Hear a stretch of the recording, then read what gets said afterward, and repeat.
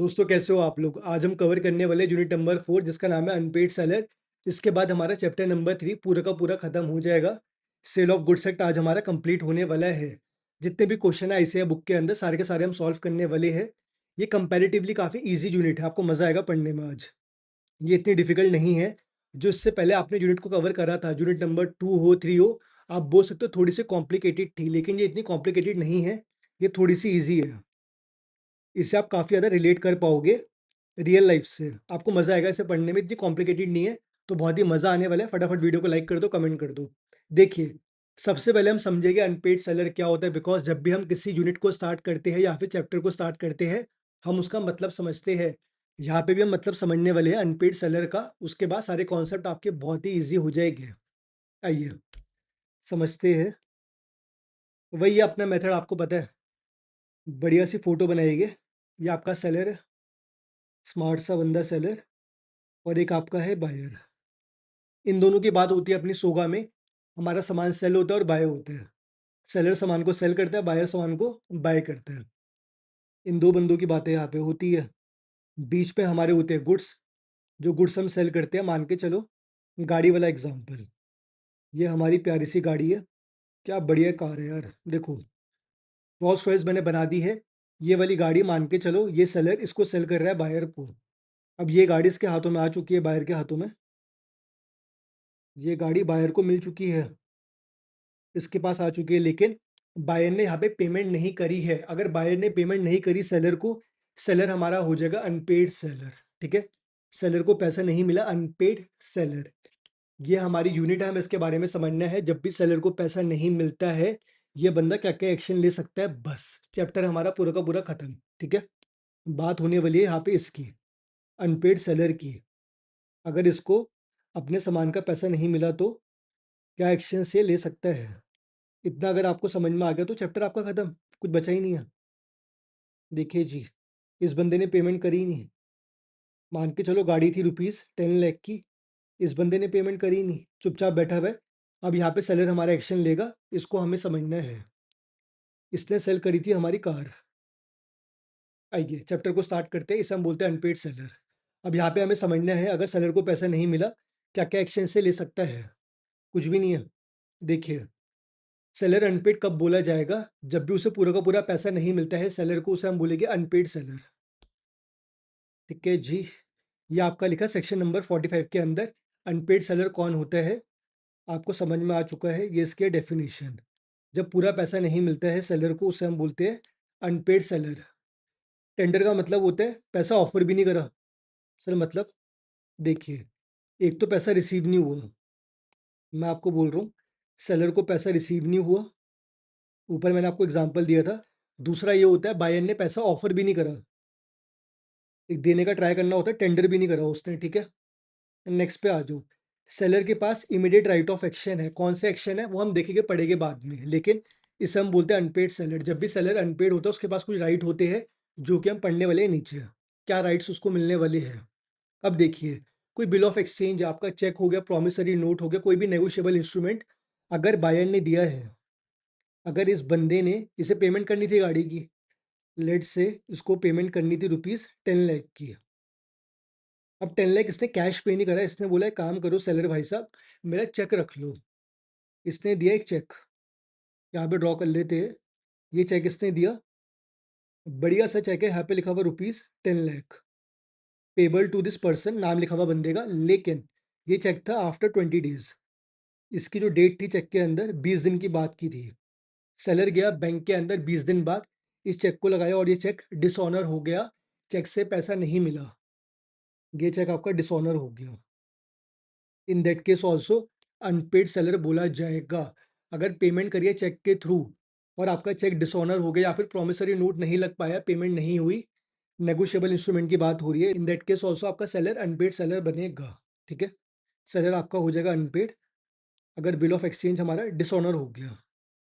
Okay, और condition थी यहाँ पे, कंडीशन क्या थी कि 20 दिन के अंदर पैसा रिसीव होना चाहिए चेक से।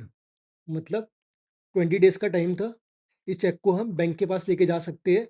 अगर ये चेक क्लियर नहीं हुआ 20 दिन के अंदर, तो गाड़ी वापस इसकी, सेल ये नहीं मानी जाएगी। कंडीशन लगी भी होती है। ठीक है, कंडीशनल पेमेंट है। Okay. So bills of exchange या फिर कोई भी नेगोशिएबल इंस्ट्रूमेंट कुछ भी हो सकता है, प्रॉमिसरी नोट हो सकता है, आपका चेक हो सकता है। अगर डिसऑनर हो गया तो ये अपना हो जाएगा अनपेड सेलर। सीधी सी बात है। पहले हमने देखा पेमेंट नहीं करी इस बंदे ने। बाकी दूसरे केस पे हमने देखा था बायर ने दिया चेक वगैरह, ये चेक हमारा बैंक में नहीं लग पाया, डिसऑनर हो गया, इसको पैसा नहीं मिला, ये हमारा हो जाएगा अनपेड सेलर। दो बातें यहाँ पे होती है, ठीक है।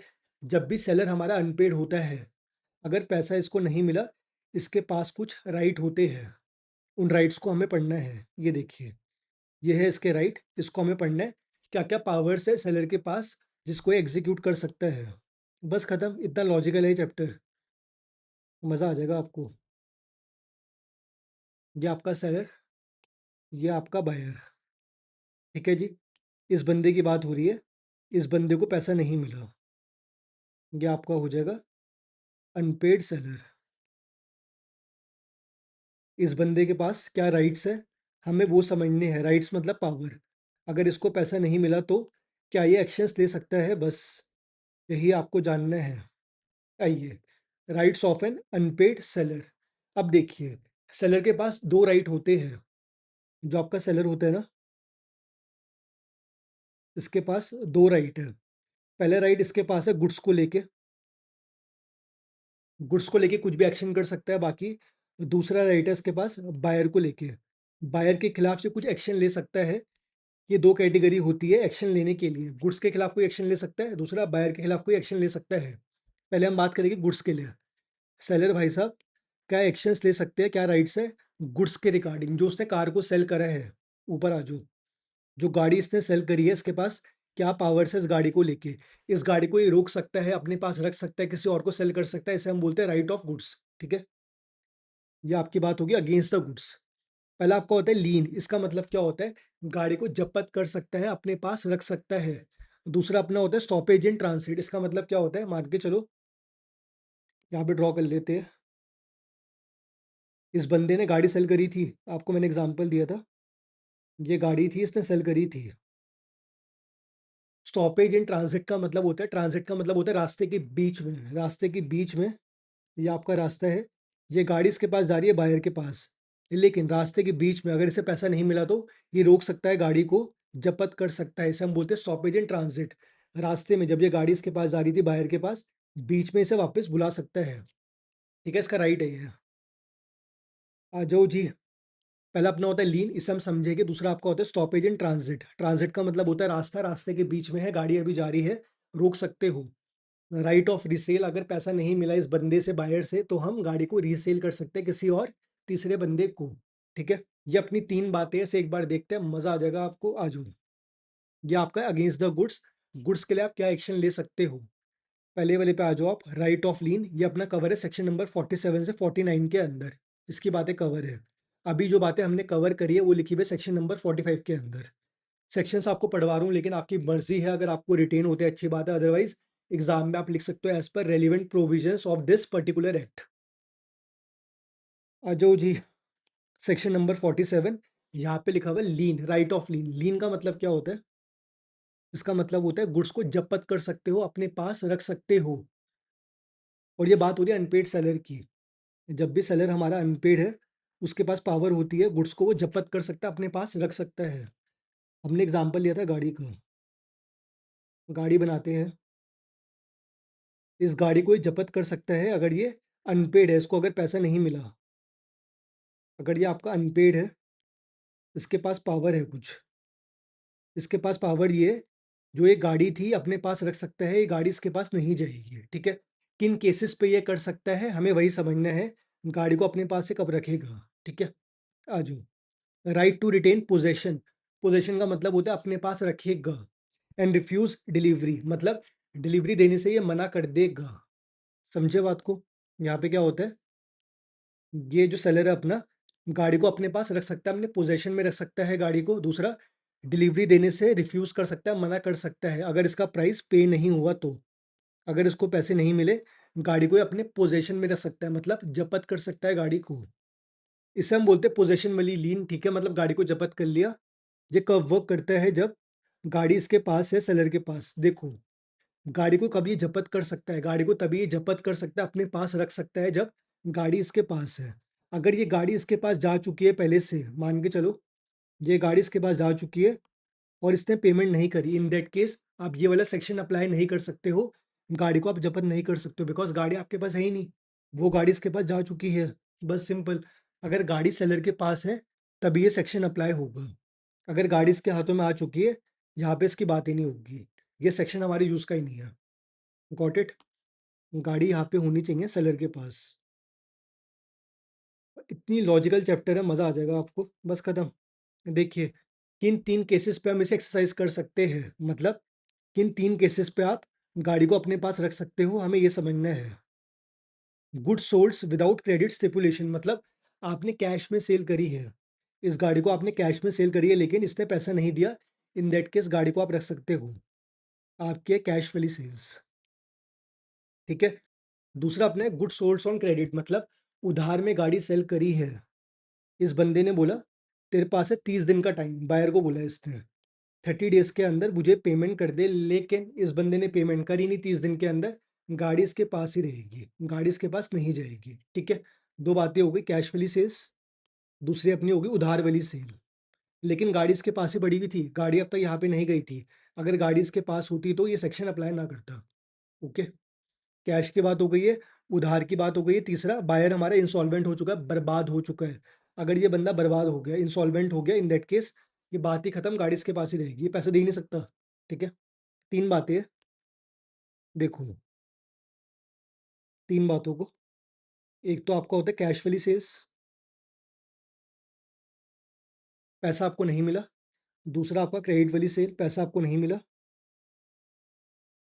तीसरा आपका था इंसॉल्वेंट, बंदा हमारा बर्बाद हो चुका है। अगर ये 3 बातें हो रही है तो आप गाड़ी को जब्त कर सकते हो, अपने पास आप रख सकते हो, ठीक है? लीन की पावर आप एक्सरसाइज कर सकते हो, बात खत्म। ये देखिए, ए ने गाड़ी सेल करी है बी को, ये आपका ए है, ये आपका बी है, ए ने गाड़ी सेल करी है बी को, ठीक है? इतना आपको समझ में आ गया, 1 महीने के उधार में क्रेडिट पीरियड आपका 1 month. B goes insolvent, B हमारा बर्बाद हो चुका है विदिन क्रेडिट पीरियड। इसे 1 महीने का टाइम दिया था, उस 1 महीने के अंदर ये बंदा बर्बाद हो चुका है, इन दैट केस गाड़ी अपने पास रखेगा, राइट ऑफ लीन ये एक्सरसाइज कर सकता है, ठीक है? जो हमारा सेलर है, वो लीन की पावर को एक्सरसाइज कर सकता है, बात खत्म। आप बन चुके हो प्रो इस वाले सेक्शन के। अब देखिए, सेक्शन नंबर 48 सेम बात करने वाले हैं। अभी हमने पढ़ा सेक्शन नंबर 47, सेक्शन नंबर 48 बात करते हैं पार्ट डिलीवरी की। यहाँ पे क्या है, एग्जांपल लो, अगेन ये आपका सेलर और ये आपका बायर। इस बार एग्जांपल हम लेंगे वीट का, जो कि आपकी गेहूं होती है, उसकी बात हम करने वाले हैं। लेट्स से 100 बैग्स का ऑर्डर मिला था, 100 वीट बैग्स का। इसके अंदर आपकी वीट है, गेहूं है, ठीक है, जिससे आपका आटा बनता है। अब हुआ क्या, इतना सामान इसके पास जा चुका है, इसे हम करते हैं हाईलाइट। इतना सामान इसके पास जा चुका है बायर के पास, इतना सामान गया बायर के पास, इतना सामान इसके हाथों में आ चुका है, 50 बैग्स इसके हाथों में आ चुके हैं। जो सामान बायर के हाथों में आ चुका है, इस पे आप लीन की पावर, जपत की पावर एक्सरसाइज नहीं कर सकते हो, लेकिन जो सामान इसके पास अभी नहीं गया, उसको आप जपत कर सकते हो, अपने पास रख सकते हो, ठीक है? ये वाला सामान जो कि इसके पास नहीं गया, ये सेलर अपने कंट्रोल में रख सकता है अभी। यहाँ पे ये लिखा हुआ है, जो आपकी लीन की पावर अप्लाई होती है, वो रिमाइंडर पे अप्लाई होती है। अगर कुछ सामान जा चुका है, उस पे आप लीन की पावर नहीं लगा सकते हो, इस सामान को आप जब्त नहीं कर सकते हो, खाली उसी सामान को आप कंट्रोल कर सकते हो, जब्त कर सकते हो, जो कि अभी डिलीवर नहीं हुआ है, ठीक है? खत्म। सेक्शन नंबर 49 पे आ जाओ, टर्मिनेशन ऑफ लीन। इसका मतलब क्या होता है, देखिए, लीन की पावर खत्म हो जाएगी, मतलब ये वाली पावर आप एक्सरसाइज नहीं कर सकते हो, गाड़ी को आप जब्त नहीं कर सकते हो in following scenarios, okay? Lean is lost, मतलब ये वाली पावर आप एक्सरसाइज नहीं कर पाओगे in following particular cases. Example लेते हैं, लेट्स से ये अपना सेलर है और ये अपना बायर है, ओके जी? बायर आप ही हो, मान के चलो आप बायर हो, जो आप देख रहे हो, आप हो बायर, ठीक है? और ये बंदा है सेलर। आपने मंगवाया कुछ सामान, आपने मंगवाया आईफोन, ठीक है जी? आपने बोला सेलर मेरे को चाहिए आईफोन, आपने ऑनलाइन आईफोन मंगवाया, ये आपका प्यारा सा आईफोन, आईफोन 17। ठीक है, इतना आपको समझ में आ गया। गुड्स हमारे आईफोन 17। अब नीचे आ जाओ, डिलीवर्स हुआ कैरियर। इसका मतलब क्या होता है, मैंने आपको बताया था, जो भी कुरियर कंपनी होती है उसका जो बंदा होता है उसे हम बोलते हैं कैरियर। ठीक है, आप बोल सकते हो कुरियर बॉय, कुरियर बॉय बोल लो या फिर आप बोल लो कैरियर। यहाँ पे हम वर्ड यूज करेंगे कैरियर। हम मान के चलो बीच में बनाते हैं कैरियर को, या आपका हो गया कुरियर बॉय। इसके पास आईफोन आ चुका है, अब ये बंदा आईफोन को डिलीवर करेगा इस बंदे को। ठीक है, यहाँ पे ये बात हो रही है।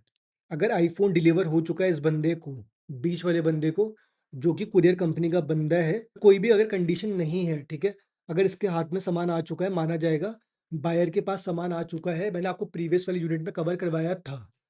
लेकिन मान के चलो अगर सेलर ने कोई कंडीशन लगा रखी थी, सेलर बोलता है ये सामान तभी मिलेगा, ये आईफोन तभी मिलेगा जब तू मुझे 40,000 पे करेगा। अगर इसने इस टाइम पीरियड के बीच में 40,000 पे नहीं करे तो आईफोन तेरे को नहीं मिलेगा, तब ये बंदा जब्त कर सकता है। ठीक है, अगर कंडीशन लगी हुई है कोई भी तो सामान तेरे को नहीं मिलेगा, ये बंदा लीन की पावर एक्सरसाइज कर सकता है। बात खत्म। सेकंड पे आ जाओ। सेकंड पॉइंट में अपने लिखा है बायर या फिर उसका एजेंट, अगर उसने लॉफुली लीगल प्रोसेस के थ्रू उसने सामान को ऑब्टेन करा है, इन दैट केस लीन की पावर अगेन एक्सरसाइज नहीं हो पाएगी। मान के चलो बायर का था एजेंट, एजेंट विनोद। ठीक है, ये इस बंदे का था एजेंट, जो भी इसका काम धंधा होता है एजेंट विनोद देखता है।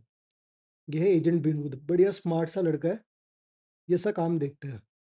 इसने आईफ़ोन इसके बिहाफ़ पे कलेक्ट कर लिया, इसके पास लीगल राइट्स थे। अगर इसके पास आईफ़ोन आ गया, इन दैट केस ऑल्सो लीन की पावर एक्सरसाइज़ नहीं हो सकती है। कहने का मतलब ये है यहाँ पे, अगर आईफ़ोन सेलर के हाथ से निकल चुका है, इन दैट केस ये बंदा उसे ज़ब्त नहीं कर सकता, लीन नहीं कर सकता। ठीक है? पहला हमारा केस था, जो कुरियर कंपनी का लड़का है उसको दे दिया। सेकंड वाले केस में इसके एजेंट ने फ़ोन को रख लिया लॉफुली। थर्ड पे आ जाओ, सेलर ने खुद ही कंडीशन वेव कर दी, ये बंदा खुद ही बोलता कोई बात नहीं छोड़ो, इन दैट केस फिर तो कोई मैटर ही नहीं है। फोर्थ पॉइंट में क्या लिखा हुआ, बाय एस्टॉपल। इसका मतलब क्या होता है, मैंने आपको प्रीवियस वाली क्लास में समझाया था। मतलब इसने अपनी हरकतों से जताया है कि इसे कोई प्रॉब्लम नहीं है। जो आपका सेलर है, इसने कुछ ऐसी हरकत करी है जिससे पता चलता है इस बंदे को कोई भी इशू नहीं है, in that case also sale मानी जाएगी। मैंने आपको एग्जाम्पल दिया था, एक शॉपकीपर था, जो सेलर था वो घड़ी लेके गया था अपनी, ये वाली घड़ी इसने शॉपकीपर को दी थी। इस शॉपकीपर ने वो वाली घड़ी बायर को बेच दी, सेल कर दी, इस बंदे को सेल कर दी, और इसने कुछ भी नहीं बोला, ये बस देखता रहा। In that case also sale मानी जाती है। मुद्दा अपना यही है, इसने कोई ऐसी हरकत करी है जिसकी वजह से हम बोल सकते हैं इस बंदे को कोई प्रॉब्लम नहीं है, तो यहाँ पे लीन की पावर एक्सरसाइज नहीं होगी। बात खत्म। ये अपनी चार बातें होती है यहाँ पे। Termination of lined by estoppel, इसने ऐसे कोई कंडक्ट करा, कोई एक्टिविटी करी, ऐसा दिखावा करा है जिससे आप बोल सकते हो कि भाई साहब ऐसा नहीं होना चाहिए, लीन की पावर एक्सरसाइज नहीं होनी चाहिए इस बंदे की वजह से। इन दैट केस ऑल्सो आपका लीन लॉस्ट हो जाएगा, एक्सरसाइज आप नहीं कर पाओगे।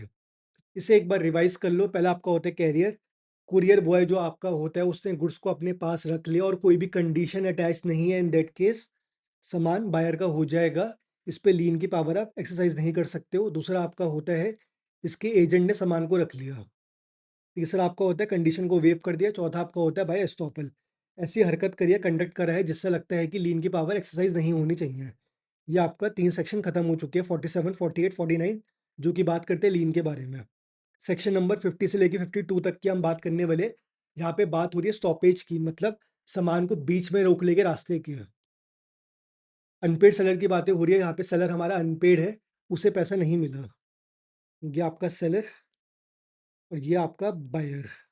ठीक है जी, गाड़ी को हम सेल कर रहे हैं। ये आपकी गाड़ी, गाड़ी जा रही है बायर के पास, रास्ते में है। ठीक है, डिलीवर हो रही है। ये आपका रास्ता हाईवे बना हुआ है, इससे गाड़ी होते हुए जा रही है। 2 दिन का टाइम है, 2 दिन लगेगी गाड़ी को डिलीवर होने में, रास्ते में है अभी। इसकी बात हो रही है। अब सेलर के पास पावर है। ठीक है, यहाँ पे बात हो रही है right of stoppage in transit. रास्ते के बीच में जो हमारा सेलर है सामान को रोक सकता है। मान के चलो गाड़ी हमारे आधे रास्ते में आ चुकी है, इसने 500 किलोमीटर पार कर लिए, 600 किलोमीटर अभी और पेंडिंग है, जहाँ पे गाड़ी को ये रोक सकता है। इसके पास पावर है। अगर ये अनपेड है, किन केसेस पे गाड़ी को रोक सकता है, हमें ये समझना है। अगर गाड़ी यहाँ तक पहुँच चुकी है, रास्ते के बीच में आ चुकी है, कौन सी कंडीशन है जहाँ पे गाड़ी को ये रोक सकता है। पहले वाले केस पे हमने पढ़ा था, सामान इसके पास ही था, ठीक है? सामान इसके पास था, इसने सामान को अपने पास रख लिया, लीन कर दिया, लेकिन यहाँ पे सामान इसके हाथों से निकल चुका है, रास्ते के बीच में सामान है। गाड़ी रास्ते के बीच में आ चुकी है, दोनों में डिफरेंस है, समझना पड़ेगा आपको, ठीक है? गाड़ी रास्ते में आ चुकी है बीच में।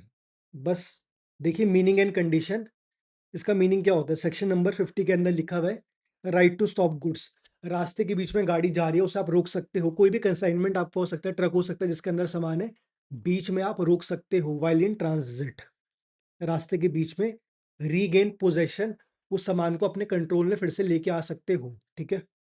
ये आपकी गाड़ी है, इस गाड़ी को आप उठाओगे, वापस अपने पास लेके आ जाओगे, ये गाड़ी यहाँ पे आ जाएगी फिर से, या फिर ट्रक के अंदर सामान है, ट्रक को वापस बुलाओगे, वो सारा सामान इसके पास, इसके हाथों में आ जाएगा फिर से। रीगेन पोजेशन, समझ में आ गया आपको? ठीक है, गुड्स को हमने रोका और पोजेशन हमने कंट्रोल कर लिया, रीगेन कर लिया, ठीक है? फिर से अपने हाथों में ले लिया इसका possession. Until price is paid, अगर प्राइस पे नहीं हुआ है तभी आप कर सकते हो, ठीक है जी? नेक्स्ट पे आ जाओ। 5 कंडीशंस आपकी मीट होनी चाहिए तभी आप ये हरकत कर सकते हो। हरकत कौन सी सर? गाड़ी को फिर से बुलाने वाली। 5 कंडीशंस है, इसे मीट करो तभी आप बुलाओगे। सेलर आपका अनपेड है, ये तो यार क्लियर सी बात है, अगर पैसा रिसीव नहीं हुआ तभी ये सब बातें हो रही है। और दूसरा, गाड़ी इसके हाथ से निकल चुकी है, सबसे इंपॉर्टेंट है, ये वाली गाड़ी इसके हाथ से निकल चुकी है तभी ये सेक्शन अप्लाई करेगा। रास्ते में है गाड़ी, अगर ये गाड़ी रास्ते में ना होती, इसके पास होती, ये वाला सेक्शन अप्लाई ना करता। ये सेक्शन अप्लाई करने के लिए गाड़ी बीच में होनी चाहिए, इन ट्रांजिट होनी चाहिए। अगर गाड़ी इसके पास होती तो पहले वाला सेक्शन लगता, लीन वाला, लेकिन यहाँ पे गाड़ी रास्ते में है तो पोजेशन हमारा पार्ट हो चुका है, गाड़ी हमसे अलग हो चुकी है, ठीक है? तीसरा है गुड्स इन ट्रांजिट। ठीक है यार, गुड्स रास्ते में है। देखो, पहली बात, सेलर हमारा अनपेड, इसको पैसे नहीं मिले। दूसरा, गाड़ी इसके पास नहीं है, इसको ड्रॉ कर लेते हैं गाड़ी को, गाड़ी इसके पास नहीं है। तीसरा ये बोल रहे हैं गाड़ी रास्ते में है, सही बात है, गाड़ी रास्ते में है अपनी। चौथी बात पे आ जाओ, बायर हमारा इंसॉल्वेंट हो गया, काफ़ी ज़्यादा इंपॉर्टेंट है। ये कंडीशन तभी अप्लाई होगी, गाड़ी को आप तभी रोक सकते हो अगर बायर हमारा इंसॉल्वेंट हो। अगर बायर हमारा इंसॉल्वेंट नहीं होगा, इन दैट केस ये वाला सेक्शन अप्लाई नहीं करेगा। इंसॉल्वेंट का मतलब होता है बर्बाद होना। अगर बायर हमारा बर्बाद हो गया तभी आप गाड़ी को बुला सकते हो, अदरवाइज आप गाड़ी को नहीं बुला सकते हो। मान के चलो इसने आपको पैसा पे कर रखा है, कुछ 2 लाख की डाउन पेमेंट कर रखी है, लेकिन ये बर्बाद नहीं हुआ, अभी ये पैसा पे नहीं कर रहा है आपको, बचा हुआ 8 लाख इसने पे नहीं करा। इसका मतलब ये नहीं आप गाड़ी को बुला लोगे। अगर ये बंदा बर्बाद हो गया, इंसॉल्वेंट हो गया, पूरा बैंकरप्ट हो गया, इन दैट केस तभी आप गाड़ी को बुला सकते हो। भले ही पैसा पेंडिंग है, लेकिन आप गाड़ी को वापस नहीं बुला सकते हो, प्रोवाइडेड कि ये इंसॉल्वेंट नहीं है। अगर ये बंदा इंसॉल्वेंट हो गया, बर्बाद हो गया, तभी गाड़ी वापस आएगी। इस पे बन सकते हैं बहुत सारे क्वेश्चन, इसको दिमाग में डाल लेना, इंसॉल्वेंट होना ज़रूरी है। बाकी यहाँ पे लिखा हुआ जो भी अलग-अलग प्रोविजंस है उसको फॉलो करना पड़ेगा, छोड़ दो इसे, ये 4 बातें आपकी काम की है, ठीक है? अनपेड होना चाहिए, सीधी बात है, कोई दिक्कत नहीं है इसमें। पोज़ीशन में गाड़ी नहीं होनी चाहिए, इसके हाथों में गाड़ी नहीं होनी चाहिए, इससे दूर होनी चाहिए, ट्रांज़िट में होनी चाहिए, रास्ते में होनी चाहिए। ऐसा ना हो गाड़ी इसके पास पहुँच चुकी है, अगर गाड़ी इसके पास पहुँच चुकी है तो सेक्शन अप्लाई नहीं करेगा, इन ट्रांज़िट रास्ते में होनी चाहिए। लास्ट वाला पॉइंट है, बायर हमारा इंसॉल्वेंट होना चाहिए, बर्बाद होना चाहिए, तभी सेक्शन की बात होगी। ठीक है जी? जो मीनिंग आपको समझ में आ गया, 5 कंडीशन होती है। ऊपर हमारी 3 कंडीशन थी लीन में, यहाँ पे 5 कंडीशन है। 5 भी क्या, 4 कंडीशन है यहाँ पे, ठीक है? लेकिन एग्ज़ाम में आपको 5 कंडीशन लिखनी है, सब्जेक्ट टू एक्ट प्रोविज़न आपको लिखना पड़ेगा। आप बन गए प्रो अनपेड सेलर के। सेक्शन नंबर 51 बात करता है ड्यूरेशन ऑफ ट्रांज़िट। ट्रांज़िट क्या होता है? समझ लो जी, ट्रांज़िट क्या होता है? अब कोई भी सामान जा रहा है, उसे कोई लेके जा रहा होगा, कोई कुरियर कंपनी उसे लेके जा रही होगी, ठीक है? ये आपका सेलर, ये आपका बायर, बीच में हम बनाते हैं कुरियर कंपनी को। ये आपका कैरियर हो सकता है, बेली हो सकता है। बेली कौन होता है? जो कि इसके बिहाफ में गुड्स को अपने पास रख रहा है, उसे हम बोलते हैं बेली। अब मान के चलो अभी कुरियर कंपनी है, ये आपका हो गया कैरियर। यहाँ पे लिखा हुआ है ड्यूरेशन ऑफ ट्रांजिट, ट्रांजिट का पीरियड कौन सा होता है? देखिए, जो भी गुड्स थे, मान के चलो यहाँ पे आईफोन की बात हो रही है। इस बंदे ने आईफोन दिया इस बंदे को, इसके हाथ में आ गया आईफोन। जो कुरियर कंपनी है उसके पास आईफोन आ चुका है। ये पीरियड ट्रांजिट का होगा, डिलीवरी बॉय से लेके इस बंदे तक, बायर तक, इसे हम बोलते हैं ड्यूरेशन ऑफ ट्रांजिट। ठीक है। डिलीवरी टू कैरियर यहाँ से स्टार्ट होगा अंटिल बायर और हिज एजेंट, ये बंदा या फिर इसका एजेंट सामान को रख ले अपने पास। ठीक है। इससे सामान को कलेक्ट कर लेंगे, आपका ड्यूरेशन खत्म हो जाएगा। ये पीरियड आपका होता है ड्यूरेशन ऑफ ट्रांजिट। ग्रीन वाले से लेके ब्लू वाले तक, ब्लू वाला आपका है बायर और ग्रीन वाला आपका हो गया कुरियर कंपनी या फिर बेली। सेक्शन नंबर 52 बात करता है ये सब आप कैसे करोगे। मान के चलो बायर हमारा इंसॉल्वेंट है, पैसा उसने नहीं दे रखा है, सारी कंडीशन यहाँ पे हमारी फुलफिल हो चुकी है। इन दैट केस गाड़ी को वापस कैसे लेके आओगे। ठीक है। ये इसकी बात हो रही है। बाय टेकिंग एक्चुअल पोजेशन, गाड़ी को हम एक्चुअल में लेके आएगी। ठीक है। और हमें नोटिस देना पड़ेगा कैरियर को, जो बंदा सामान को लेके गया था कुरियर कंपनी, इसको हमें नोटिस देना पड़ेगा और ये बंदा सामान को फिर से लेके आएगा सेलर के पास। ठीक है।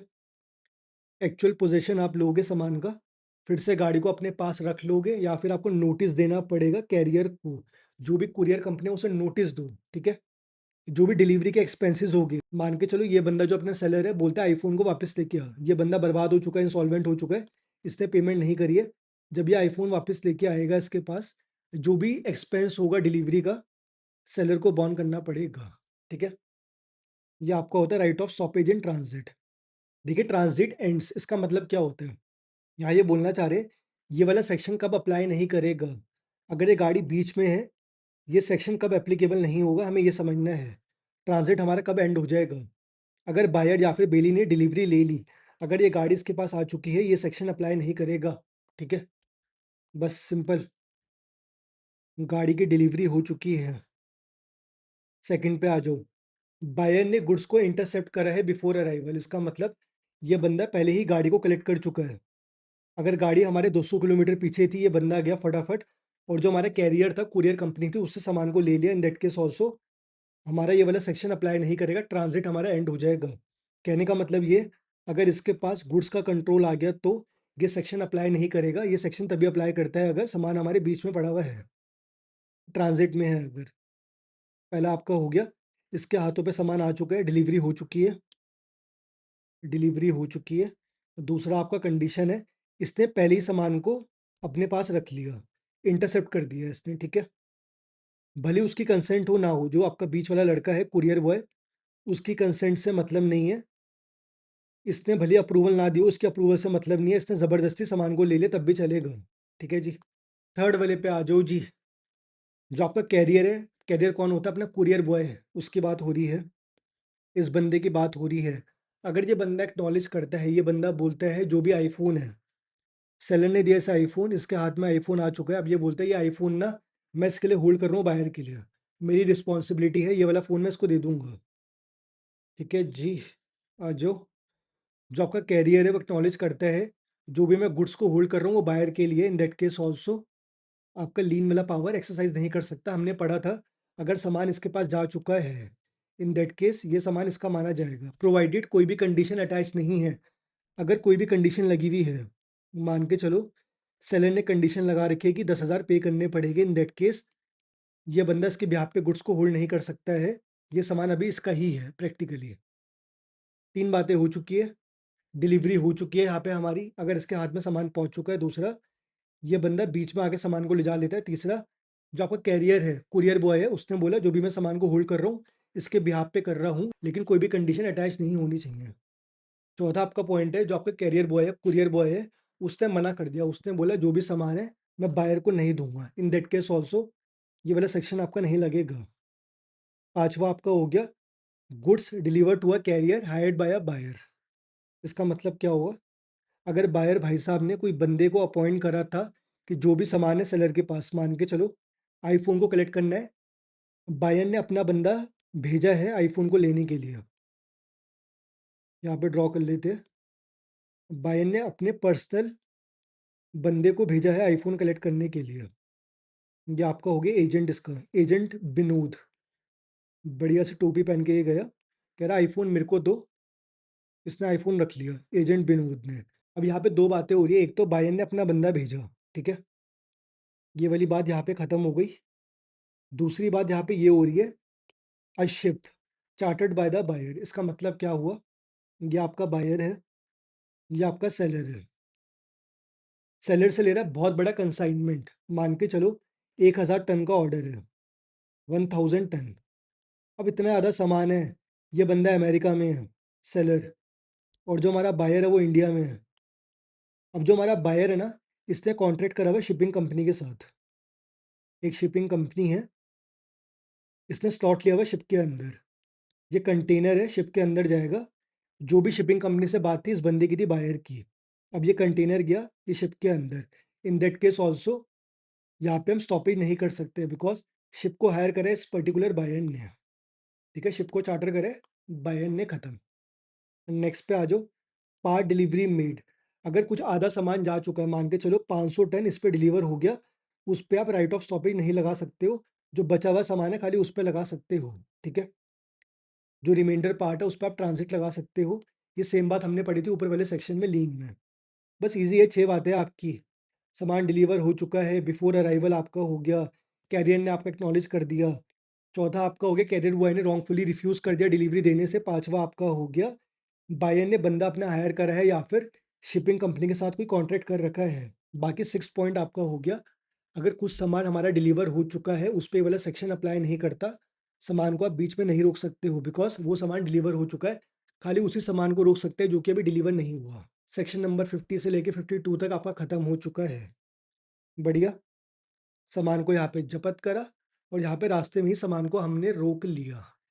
ठीक है जी, आपका ये सेक्शन खत्म हो चुका है 50 से लेके 52 तक। हमने 2 बातें अभी कवर करी है। एक हमने पढ़ा है लीन, लीन कैसे करते हैं, सामान को ज़ब्त कैसे करते हैं। इसके पास सामान पड़ा हुआ था अब तक।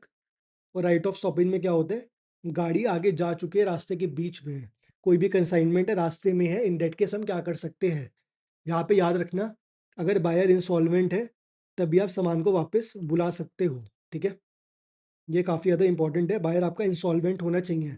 अगर बायर बर्बाद नहीं हो रखा है, मान के चलो इस बंदे ने पैसे नहीं दिए, 10 लाख का ऑर्डर था, इसने पैसे पे नहीं करे, लेकिन ये बर्बाद नहीं हुआ, अभी ये इंस्टॉलमेंट नहीं है, इन दैट केस ये सेक्शन नहीं लगेगा। इस सेक्शन को लगाने के लिए, सामान को वापस बुलाने के लिए ये बंदा बर्बाद होना चाहिए। देखिए, कंपैरिजन देख लो दोनों का। लीन में क्या होता है, रिटेन पोजेशन, दैट मीन्स बना लेते हैं यहाँ पे, लीन की बात कर रहा हूँ अभी। लीन वाले केस में गाड़ी सेलर के पास ही थी। लीन में रिटेन पोजेशन मतलब गाड़ी इसके पास ही रहेगी। ठीक है, इस पे आ जाओ स्टॉपेज में। स्टॉपेज में क्या होता है, थोड़ा सा ऊपर कर लेते हैं इसको। स्टॉपेज में आ जाओ, ये आपका सेलर है, ये आपका बायर है। यहाँ पे लिख लेते हैं as seller, B for buyer. अब इस वाले केस में, सेकंड वाले केस में अगर बात करी जाए स्टॉपेज वाले सेक्शन की, गाड़ी हमारी आगे जा चुकी है, इसके पोजेशन में नहीं है गाड़ी। ठीक है, गाड़ी रास्ते में, ट्रांजिट में है, बीच में है। इसमें क्या होता है, रीगेन पोजेशन, मतलब गाड़ी को वापस बुलाएगी, रीगेन करेगी गाड़ी का पोजेशन को। ये डिफरेंस होता है। पहले वाले केस में गाड़ी इसके पास ही थी लीन में, सेकंड वाले केस में गाड़ी इसके पास नहीं थी, गाड़ी को वापस बुलाएगी, रीगेन करेगी पोजीशन। ओके सर, बढ़िया हो गया। ठीक है, ये सब बातें हम समझ चुके हैं। स्टॉपेज वाले केस में गाड़ी पार्ट हो चुकी है, जो भी गुड्स है इससे पार्ट अवे हो चुके हैं, इसके पास पोजीशन नहीं है। लीन वाले केस में इंसॉल्वेंट होना ज़रूरी नहीं है। ठीक है, यहाँ पे आ जाओ। लीन हमारा वर्क करता है, सामान को आप जब्त कर सकते हो भले ही बायर हमारा इंसॉल्वेंट ना हो। यहाँ पे इंसॉल्वेंसी की बात नहीं होती है। यहाँ पे बायर इंसॉल्वेंट हो ना हो फ़र्क नहीं पड़ता।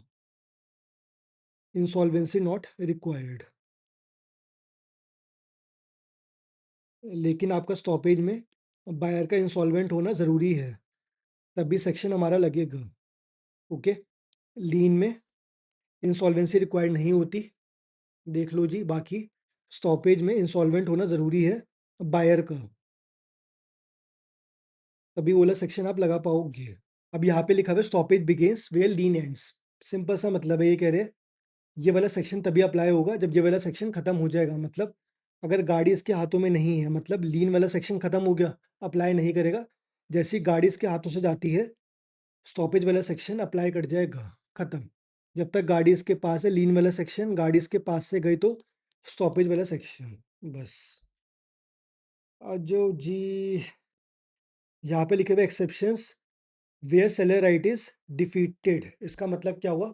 अब तक हमने जो भी बात करी थी, सेलर की बात हमने करी थी। सेलर गुड्स को जब्त कर सकता है, बीच में से बुला सकता है, लेकिन इन केसेस पे ये सब बातें नहीं हो पाएगी। आपका लीन और स्टॉपेज यहाँ पे अप्लाई नहीं करेगा। सेलर की पावर खत्म हो चुकी है यहाँ पे। ओके, स्टॉपेज आ जाओ। पहली बात तो सेलर ने कंसेंट दिया अपनी, इसका मतलब सेलर ने अपनी कंसेंट दे दी बायर को कि तू रीसेल कर सकता है, गाड़ी को मॉर्गेज कर सकता है, डिस्पोज कर सकता है। दैट मीन्स ये आपका सेलर, ये आपका बायर। अगर सेलर ने गलती से इसको अप्रूवल दे रखी है, इसको अप्रूवल दे रखी है कि तू गाड़ी को रीसेल कर सकता है, रीसेल कर सकता है, या फिर तू मॉर्गेज कर सकता है, गिरवी रख सकता है, अगर ये सब पावर इसके पास है, इन दैट केस ये वाले सेक्शंस आप अप्लाई नहीं कर सकते हो, गाड़ी को आप जब्त नहीं कर सकते हो। अगर ये सब बातें हैं तो गाड़ी में कंट्रोल इस बंदे का रहेगा, बायर का।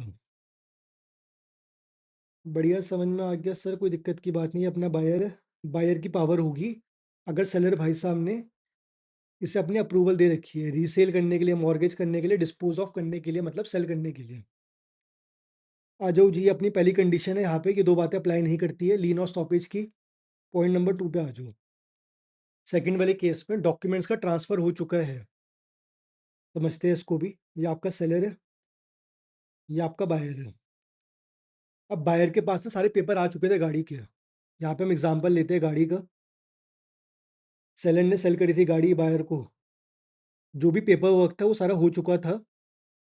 देखिए, गाड़ी के पेपर्स बायर के पास आ चुके थे। अब जो हमारा बायर भाई साहब है, ये हमारा बायर है, इसने ये पेपर किसी और को दे दिए।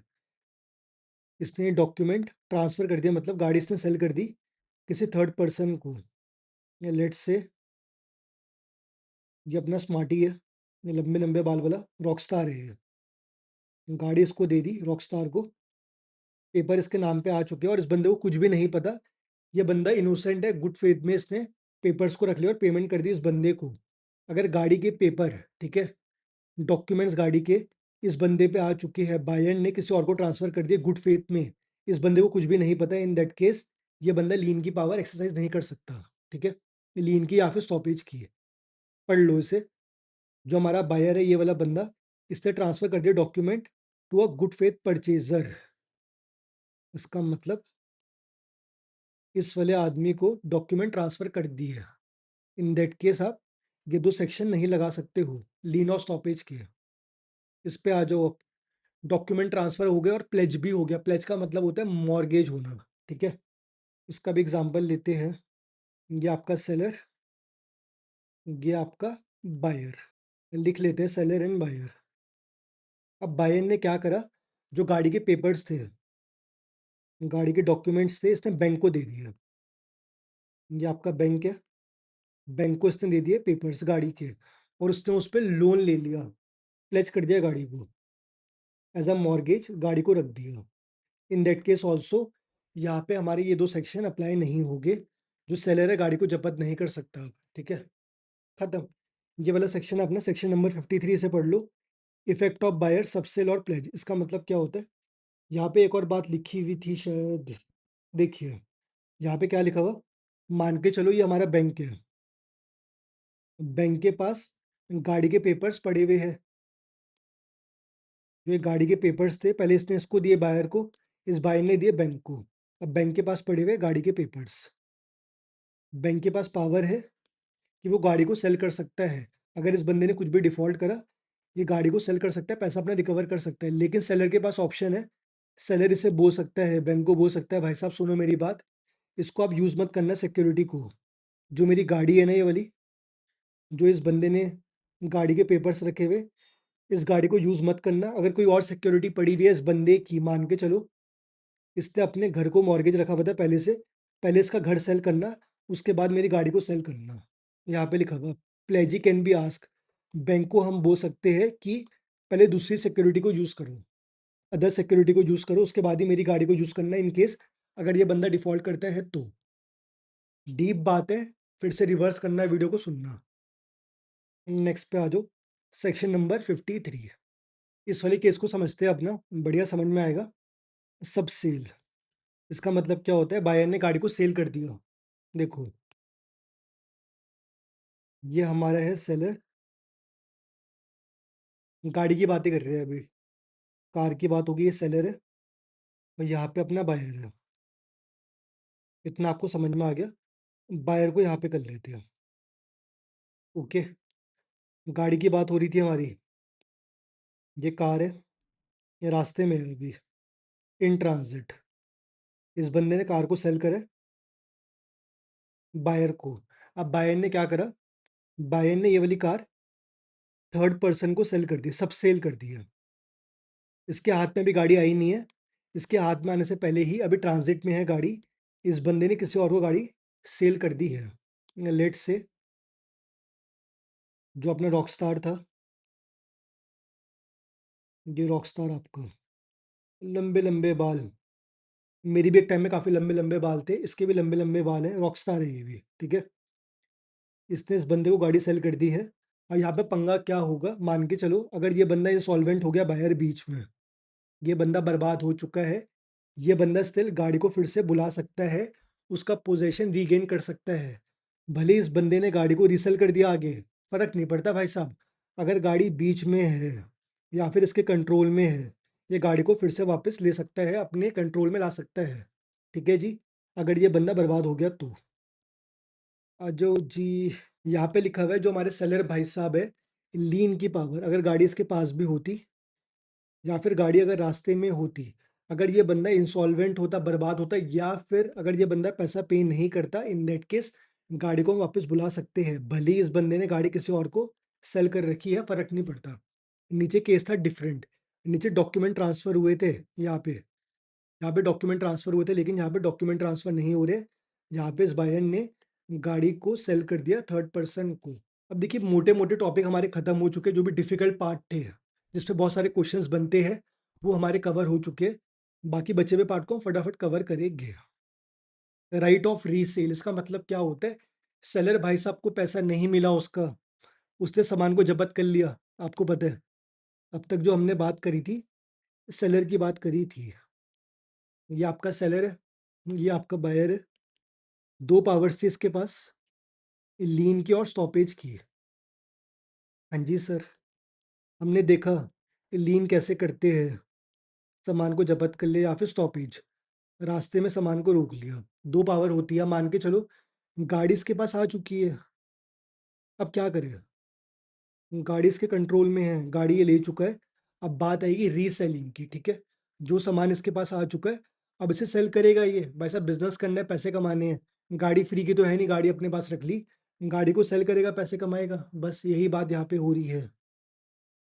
जो सामान इसने अपने कंट्रोल में लिया है, उसको सेल भी करेगा, खत्म, वेरी वेरी इजी है। आ जाओ, देखिए 4 पॉइंट अपने यहाँ पे। पहली बात तो वाइड मैटर्स, इसका रेलिवेंसी क्या है, जो लीन है स्टॉपेज होता है, उससे होता ही है कि गाड़ी इसके पास आ चुकी है, इसके कंट्रोल में है गाड़ी। Lien and stoppage only let the seller retain goods, ये दो सेक्शन हेल्प करते हैं गाड़ी को रिटेन करने में, गुड्स को रिटेन करने में। इतना आपको समझ में आ गया, लेकिन इन दो सेक्शंस में रीसेलिंग की बात नहीं हो रही, रीसेल की बात नहीं हो रही है। रीसेल की बात यहाँ पे हो रही है सेक्शन नंबर 54 के अंदर, जो कि आप स्क्रीन पे देख रहे हो। आइए जी, अगर हमने गाड़ी को सेल नहीं करा तो इसका लॉस हो जाएगा भाई, सामान इसके पास पड़ा रहेगा, तो सामान हमको बेचना भी तो है, पैसा कमाना है, बिजनेस करने का है। अगर पेरिशेबल गुड्स है, मान के चलो ये गाड़ी नहीं है, इस बार हमारे केले, बनानास। अब आपको पता है बनानास पेरिशेबल होते हैं, 3-4 दिन के अंदर खराब हो जाते हैं अगर खाए ना जाए तो भाई इमरजेंसी है, पेरिशेबल गुड्स है, या फिर कोई सब्जी भी हो सकती है, टमाटर आपके हो सकते हैं, टोमेटोज, अगर टोमेटोज वगैरह है तो इन दैट केस पेरिशेबल गुड्स है, फटाफट सेल कर दो, कोई नोटिस वोटिस नहीं देना, फटाफट जाओ सामान को सेल करो, ठीक है, बात खत्म। खाना खाओ, प्रॉफिट करो और इंजॉय करो, पार्टी करने जाओ। पेरिशेबल गुड्स को सेल करो फटाफट ऑन द स्पॉट, कोई नोटिस किसी को नहीं देना। सेकंड पे आ जाओ, नोटिस गिवन। अब यहाँ पे क्या हो रहा है, मान के चलो गाड़ी इसके पास आ चुकी है, इसने बोला कोई बात नहीं, नोटिस देते हैं इसे। इसने बोला काम कर बायर, मेरे 10 लाख मेरे को पे कर दे, अगर तू पे करता है तो गाड़ी तो रख ले। नोटिस दे दिया, नोटिस गिवन, लेकिन बायर ने फिर भी पेमेंट नहीं करी है। नोटिस देने के बाद नोटिस देना पड़ेगा भाई साहब, नोटिस दो। अगर पैसा पे नहीं करता है तो सामान को सेल कर दो। थर्ड पे आ जाओ, आफ्टर एक्सरसाइजिंग लीन और स्टॉपेज। इसका मतलब क्या होता है, new buyer gets good title against the original buyer even without notice of resale. इसका मतलब देखिए, यहाँ पे बात हो रही है आपकी सेलर की, दूसरी आपकी बात हो रही है बायर की, तीसरी बात आपकी हो रही है रॉकस्टार की जो नया बंदा है। ये आपका रॉकस्टार बढ़िया,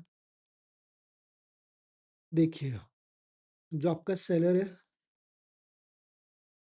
और ये आपका बायर है। सेलर के पास गुड्स का कंट्रोल आ चुका है, जो भी गाड़ी थी इसके पास है, सेलर के पास, इसके कंट्रोल में है कार। अब यहाँ पे हुआ क्या, इसने रीसेल करा है, ये वाली गाड़ी इसने रॉकस्टार को भेज दी, रॉकस्टार खुश, ये गाड़ी इसके पास है। इतना आपको समझ में आ गया, जो गाड़ी इसके पास है रॉकस्टार के पास, ये बिल्कुल सही मानी जाएगी, गुड फेथ में मानी जाएगी, टाइटल इसका सही होगा, इसका टाइटल वैलिड माना जाएगा। मतलब ये बंदा, तीसरा वाला बंदा जिससे हमने गाड़ी को रीसेल करा है, इसका टाइटल वैलिड माना जाएगा, मतलब गाड़ी ओके है, इस बंदे को कोई भी प्रॉब्लम नहीं होनी चाहिए लीगल पॉइंट ऑफ व्यू से। जो हमारा न्यू बायर है रॉकस्टार है, ठीक है, एक एक चीज़ आपको पढ़वा रहा हूँ, क्योंकि आपकी लीगल लैंग्वेज काफ़ी ज़्यादा स्ट्रांग होनी चाहिए, एग्जाम में आपको लिखना पड़ेगा ये सब वर्ड, इसलिए आपको रिलेट करवाता हूँ पूरी लैंग्वेज से, वरना तो मैं फटाफट बता दूँ आपको, एग्जाम्पल देके खत्म कर दूँ, लेकिन नहीं, हर वर्ड्स को मैं मैच करवाता हूँ कि कौन सी बात कहाँ पे लगेगी, रियल लाइफ से मैं उसे रिलेट करता हूँ। न्यू बायर ये वाला बंदा, ठीक है, गेट्स गुड टाइटल, टाइटल इसे मिल गया गाड़ी का, गाड़ी के जो पेपर है इसके हाथ में आ चुके हैं, ठीक है, अगेंस्ट द ओरिजिनल बायर। पहले गाड़ी इसके पास थी, अब गाड़ी इसके पास है, ठीक है, इससे हमने गाड़ी का कंट्रोल लिया और गाड़ी इसको दे दी against the original buyer even without notice of resale being given. देखो, मैंने आपको बताया था नोटिस देना पड़ता है बायर को, भले हमने नोटिस नहीं दिया बायर को, ठीक है, गलती है, लेकिन अगर गाड़ी इसके पास आ चुकी है थर्ड पर्सन के पास, इस पे कोई दिक्कत नहीं है, ये बंदे की रिपोर्ट ओके है, ये गाड़ी इसके पास रहेगी, भले नोटिस दिया नहीं दिया। नोटिस अगर नहीं देगा तो प्रॉब्लम आएगी सेलर पे, लेकिन इस बंदे पे कोई प्रॉब्लम नहीं आएगी। जो तीसरा बंदा है जिसने गाड़ी को बाय करा, तो खुश रह भाई, गाड़ी तेरी हो चुकी है, बात खत्म। नेक्स्ट देखो, right of resale reserved in contract. इसका मतलब क्या होता है, बहुत बारी कॉन्ट्रैक्ट के अंदर ही लिखा होता है कि तेरे को मैं नोटिस नहीं दूंगा, अगर तूने पेमेंट नहीं करी बायर, ये हमारा बायर है, अगर बायर ने पेमेंट नहीं करी तो सामान इससे हम रख लेंगे, कॉन्ट्रैक्ट के अंदर लिखा हुआ है, नोटिस हमें नहीं देना, ठीक है। देखिए, कॉन्ट्रैक्ट के अंदर ही लिखा हुआ है, अगर बायर ने कुछ भी डिफॉल्ट करा, सेलर जो हमारा है वो गाड़ी को रीसेल कर सकता है, रिकवर डैमेजेस, डैमेजेस को भी रिकवर कर सकता है विदाउट गिविंग नोटिस। देख लो यार, ये हमारा सेलर, ये हमारा बायर, ओके रिपोर्ट है, ये हमारा सेलर हो गया, ये हमारा बायर हो गया। अब यहाँ पे हुआ क्या है, सेलर भाई साहब ने कॉन्ट्रैक्ट बना रखा है, ये आपका हो गया डॉक्यूमेंट कॉन्ट्रैक्ट, इसके अंदर सारी बातें लिखी हुई है, इसके अंदर लिखा हुआ है, अगर बायर ने, इस वाले बंदे ने कुछ भी डिफॉल्ट करा, देखो कॉन्ट्रैक्ट हमने बना रखा है यहाँ पे, ओके, इसके अंदर हमने क्लॉज को डाला हुआ है, क्लॉज क्या लिखा हुआ है, अगर बायर ने कुछ भी डिफॉल्ट करा, अगर इस बंदे ने कुछ भी डिफॉल्ट करा, देन जो आपका सेलर है वो रीसेल कर सकता है गाड़ी को। अगर गाड़ी की बात हो रही है, यहाँ पे कुछ भी हो सकते हैं आइटम, वो बंदा गाड़ी को रीसेल कर सकता है, जो डैमेजेस है वो भी रिकवर कर सकता है इससे, बायर से, विदाउट गिविंग नोटिस, नोटिस दिए बिना। ऊपर लिखा होता है नोटिस देना पड़ता है, लेकिन अगर एग्रीमेंट के अंदर लिखा हुआ है नोटिस मैं नहीं दूंगा, अगर तूने कुछ भी डिफॉल्ट करा तो मैं गाड़ी को रीसेल कर दूंगा, इन दैट केस नोटिस आपको नहीं देना। खत्म। आ जाओ जी, ये आपने समझा राइट ऑफ रीसेल, गाड़ी हमारे हाथों में आ चुकी है, हमने उसे रीसेल कर दिया।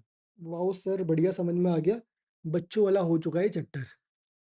Seller remedies against the buyer, इसका मतलब क्या हुआ, यह बात हमारी हुई थी रीसेल की, गुड्स हमारे पास था, हमने उसे सेल कर दिया। यह बात हो रही है, जो सेलर है, जो कि विक्टिम है यहाँ पे, बायर के खिलाफ क्या एक्शन ले सकता है। ये आपका सेलर, ये आपका बायर। यहाँ पे बात कर रहे हैं हम सेलर की। सेलर बायर के खिलाफ क्या एक्शन ले सकता है, आपको ये समझना है। सेलर की रेमेडीज क्या है, ठीक है। इसका इलाज कैसे करेगा ये जो इसने बदतमीजी करी है बायर ने, इसका ट्रीटमेंट कैसे होगा, इससे पैसे कैसे वसूले जाएंगे। देखिए, सूट फॉर प्राइस, यहाँ पे क्या करा जाएगा, केस करा जाएगा इस बंदे पे। ओके जी। प्रॉपर्टी हमारी पास हो चुकी है, मान के चलो लीन की बात नहीं हो रही है और स्टॉपेज की बात भी नहीं हो रही है। हम मान के चल रहे हैं गाड़ी इसके हाथों में आ चुकी है। यहीं पे कर लेते हैं ड्रॉ। ये हमारा सेलर और ये हमारा बायर। बात हो रही थी गाड़ी की, गाड़ी इसके पास आ चुकी है। अब यहाँ पे दोनों सेक्शन लग नहीं पाएंगे हमारे। लीन हो गया, स्टॉपेज हो गया, नहीं लग पाएगा। अगर गाड़ी इसके हाथों में आ चुकी है, ये सेक्शन सप्लाई नहीं करते हैं। ओके। प्रॉपर्टी हमारी पास हो चुकी है, प्रॉपर्टी इसके पास आ चुकी है, देखो जी। ओके। और बायर ने रॉन्गफुली रिफ्यूज करा है पे करने से। ये बंदा पैसे पे नहीं कर रहा है यार, सीधी सी बात है। गाड़ी इसके पास आ गई है, देखो हाईलाइट करता हूँ। प्रॉपर्टी हमारी ट्रांसफर हो गई, इसके पास आ गई है और ये बंदा पैसे देने से मना कर रहा है, दिक्कत कर रहा है। इन दैट केस सेलर सू कर सकता है, इस पे केस कर सकता है। जो हमारा सेलर है वो कर देगा केस। पैसा वसूल इससे भाई, इस पे कर दे केस, इसे कर दे सू अपने प्राइस के लिए। ठीक है जी। ये अपना फर्स्ट पॉइंट था, point number A. Point number B पे आ जाओ, इसे ही कर लो आप। बी पे आ जाओ। Price payable on a fix date, मान के चलो करते हैं, इसको भी बना लेते हैं। थोड़ा सा लंबा होगा, कोई बात नहीं सेशन, बट आपके कॉन्सेप्ट काफ़ी ज़्यादा बढ़िया हो जाएंगे, आप कभी भूल नहीं पाओगे। ये आपका seller, S for seller, B for buyer. ये है अपना case number B. Price payable on a fix date, मान के चलो गाड़ी इसके पास आ चुकी है। गाड़ी हमारी, ये वाली गाड़ी इसके पास आ चुकी है। अब यहाँ पे हुआ क्या, जो एग्रीमेंट था, जो बात हुई थी आपस में, डिसाइड हुआ था, बी जो हमारा बायर है पैसा पे करेगा आफ्टर 30 डेज। 30 दिन के बाद ये बंदा पेमेंट करेगा। लेकिन इस बंदे ने पेमेंट नहीं करी 30 दिन के बाद भी। देखिए जी, प्राइस पेबल होना फिक्स डेट, 30 दिन के बाद हमें पैसा पे करना था। कोई भी डेट हो सकती है, लेट से 28 दिसंबर को पैसा पे करना था, इस डेट पे पैसा पे नहीं करा। बायर ने रिफ्यूज कर दिया, इस बंदे ने मना कर दिया, ठीक है। प्राइस पे करना था फिक्स डेट पे 28 दिसंबर को, लेकिन बायर ने मना कर दिया। इन दैट केस सेलर इसको सू कर सकता है, कोर्ट केस कर सकता है इस पे। अब प्रॉपर्टी इसके पास गई है नहीं गई है फर्क नहीं पड़ता, मान के चलो ये प्रॉपर्टी इसके पास हो भी सकती है, नहीं भी हो सकती है, स्टिल ये बंदा केस कर सकता है। ओके जी। ये सेलर की रेमेडीज थी। आगे बढ़ते हैं, सेक्शन नंबर 56, डैमेजेस वगैरह क्लेम कर सकते हैं। और जो बायर ने रॉन्गफुली रिफ्यूज करा है एक्सेप्ट करने से और पे करने से, सेलर इसको सू कर सकता है डैमेजेस के लिए। एग्जांपल देता हूँ, बहुत ही बढ़िया, आपको समझ में आ जाएगा। ये देखिए, ये सेलर है, गाड़ी की बात ही करते हैं। लेट से कोई गाड़ी है, आप बोल लो होंडा सिटी है, या आपकी होंडा सिटी पुरानी वाली, बहुत ही क्रेजी कार, ग्राउंड क्लियरेंस बहुत ही कम, नीचे गड्ढों में टकराती थी ये वाली कार, बट कोई बात नहीं, इसका ट्रेंड था होंडा सिटी का। बहुत ही प्यारी कार थी, या फिर लेंसर, होंडा सिटी बोल लो या फिर लेंसर बोल लो, बहुत ही प्यारी कार्स थी। अब ये बंदा इस गाड़ी को सेल करता है, इसकी डिमांड बहुत ज़्यादा है मार्केट में, पुरानी कार है, मिलती नहीं अब। इसके लिए दो बायर है, एक अपना बायर ये ब्लू वाला, दूसरा अपना बायर ग्रीन वाला, दोनों अपने बायर हैं। इस बंदे ने बोला एक काम करो, मैं आपको 10 दिन के अंदर पेमेंट कर दूंगा, 10 डेज के अंदर पेमेंट कर दूंगा, ये गाड़ी मुझे दे दो आप 5 लाख की। और जो ग्रीन वाला बंदा था, इसने बोला मैं ना आपको पेमेंट दे पाऊंगा 20 दिन के बाद, लेकिन मैं आपको पेमेंट करूंगा 7 लाख। अब सेलर को रिक्वायरमेंट थी पैसों की, इसने बोला यार एक काम कर ब्लू वाले इंसान, पैसा दे गाड़ी लेके जा। तो इस बंदे ने क्या करा, गाड़ी इसको दे दी। अब बाद में इस बंदे ने पैसे पे नहीं करे, ठीक है। अगर ये बंदा इसको गाड़ी सेल करता है ग्रीन वाले को, इसको 2 लाख एक्स्ट्रा मिलते, 7 लाख मिलते हैं। इस बंदे की वजह से, इसके झूठ की वजह से, एक तो इसने पैसे दिए नहीं, उल्टा इसको नुकसान हो गया 2 लाख का। ये बंदा इसे 7 लाख देने को रेडी था, तो 2 लाख का लॉस हुआ, डैमेजेस क्लेम कर सकता है इससे। जो इसको नुकसान हुआ ना, इसे सेलर को 2 लाख का, इससे क्लेम कर सकता है। समझा बात को? Damages for non acceptance. तूने पहले वादा करा गाड़ी लेगा, अब तू गाड़ी को ले ही नहीं रहा, गाड़ी को ले ही नहीं रहा, पैसा पे नहीं कर रहा है। मेरा पैसा दे भाई, तू 7 लाख ही पे कर अब। ठीक है? इसे बोलते हैं damages for non acceptance. Crazy example है, बढ़िया वाला समझ में आ जाएगा। एंटीसिपेटरी ब्रीच, इसका मतलब क्या होता है? पहले से ही एंटीसिपेट कर लिया, फ्यूचर को देख लिया हमने। मतलब सर, बायर ने कैंसिल कर दिया। रेपुडिएट्स का मतलब होता है कैंसिल करना बिफोर डिलीवरी डेट। अपना सेलर, अपना बायर। ये थी गाड़ी इसके पास, गाड़ी जानी थी 10 दिन के बाद इसके पास। ठीक है? 10 डेज का टाइम था।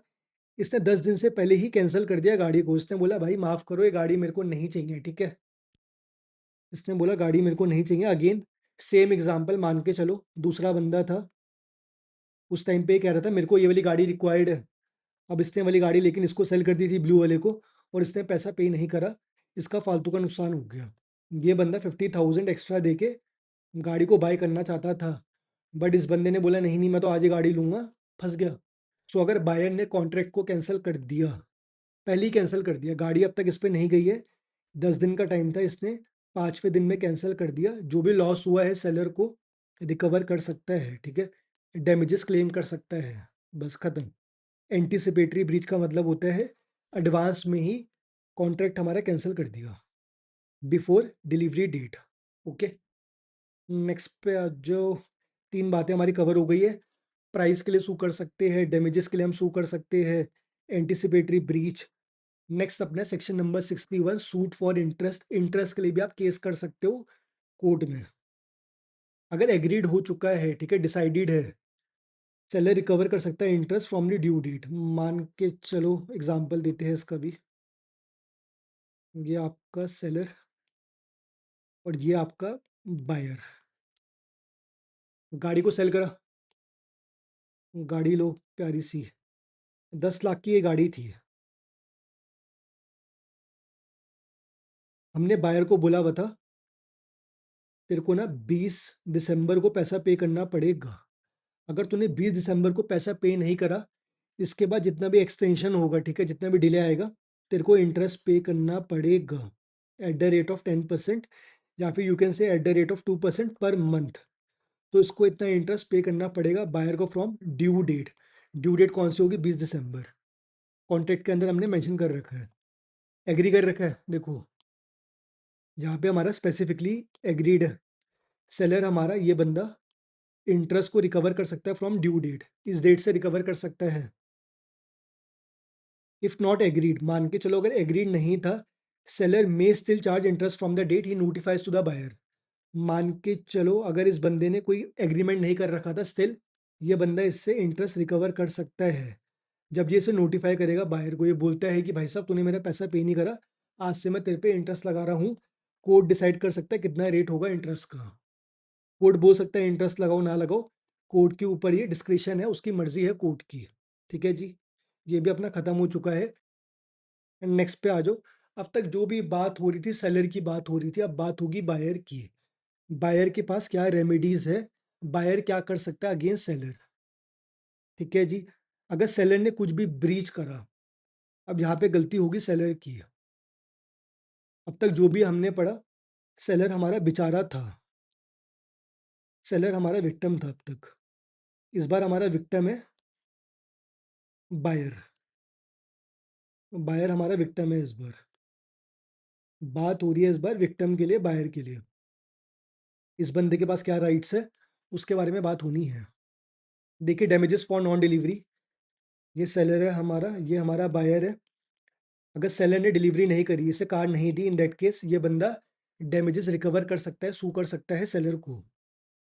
अगर सेलर ने रॉन्गफुली डिलीवर नहीं करा, गाड़ी को डिलीवर नहीं करा सेलर ने अगर, in that case buyer damages claim कर सकता है। ओके?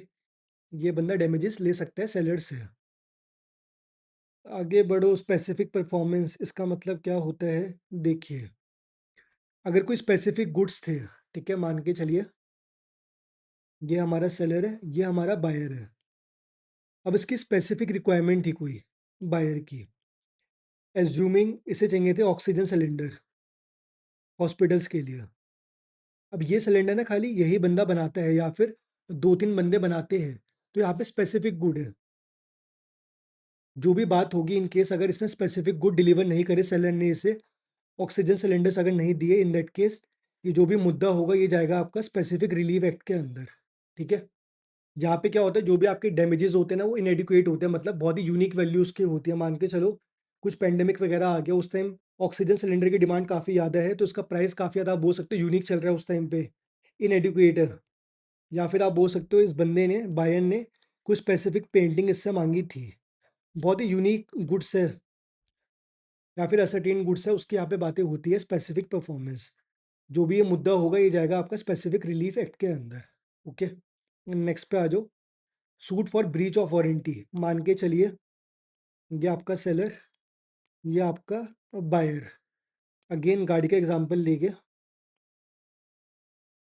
सेलर ने गाड़ी को सेल करा, ये गाड़ी आपकी E20 कंप्लाइंट थी। ओके जी, सारे नॉर्म्स इसमें अप्लाई होते हैं E20 के, लेकिन जब इस बंदे ने गाड़ी इसके पास आ चुकी है, बायर के पास गाड़ी इसके हाथों में आ चुकी है, ये है गाड़ी E20 कंप्लायंट है, इसने इसके अंदर डलवाया E20 पेट्रोल। जैसे इसके अंदर E20 पेट्रोल गया, गाड़ी इसकी खराब होगी, स्टार्ट ही नहीं हो रही है, एवरेज इसकी ड्रॉप कर गई। गाड़ी की एवरेज थी 20, ये ड्रॉप करके आगे 10 पे। इन दैट केस ऑल्सो यहाँ पे क्या होगा, वारंटी ये वसूल सकता है सेलर से। देखिए यहाँ पे कंपनी ने इससे वारंटी दी थी बायर को, गाड़ी में कुछ भी दिक्कत आती है हम ठीक कर देंगे, गाड़ी वापस नहीं होगी, इस बार वारंटी की बात हो रही है, ठीक है? बायर गुड्स को रिजेक्ट नहीं कर सकता है, अगर कुछ भी दिक्कत आती है गाड़ी के अंदर, गाड़ी वापस नहीं होगी, ठीक होगी, ठीक है जी? ब्रीच ऑफ वारंटी, अगर वारंटी का ब्रीच होता है, मान के चलो जो आपके सेलर है वो मना करते हैं, बोलते हैं भाई साहब हमें फ़र्क नहीं पड़ता, सरकार लेके आई है E20, हम कुछ नहीं करेंगे, हमारा कोई भी रोल नहीं है इसमें। इन दैट केस जो हमारा बायर है ना, वो गाड़ी का प्राइस रिड्यूस कर सकता है। अगर गाड़ी 10 लाख की थी, ये बोल सकता है मैं प्राइस पे करूँगा बस 8 लाख। आपने वारंटी का ब्रीच करा है, 2 दिन में ही गाड़ी आपकी ख़राब हो चुकी है, मैं पैसा पे नहीं करूँगा। सर ऐसा कैसे हो सकता है? गाड़ी का पूरा पैसा पे नहीं करेगा, गाड़ी इसके पास आ चुकी है, लोन, अगर गाड़ी लोन में ले रखी है, ये बोलेगा छोड़ो भाई मैं पैसा पे नहीं कर रहा। या फिर ये बंदा डैमेजेस क्लेम कर सकता है, मान के चलो जो भी फ्यूल टैंक था गाड़ी के अंदर का, जहाँ पे पेट्रोल हमारा डलता है, अगर वो ख़राब हो चुका है, उसकी रिप्लेसमेंट कॉस्ट, जो भी आपकी लग्ज़री कार्स होती है, मान के चलिए 1.5 से 2 लाख का अगर फ्यूल टैंक है, ये पैसा देना पड़ेगा कंपनी को, डैमेजेस क्लेम कर सकता है।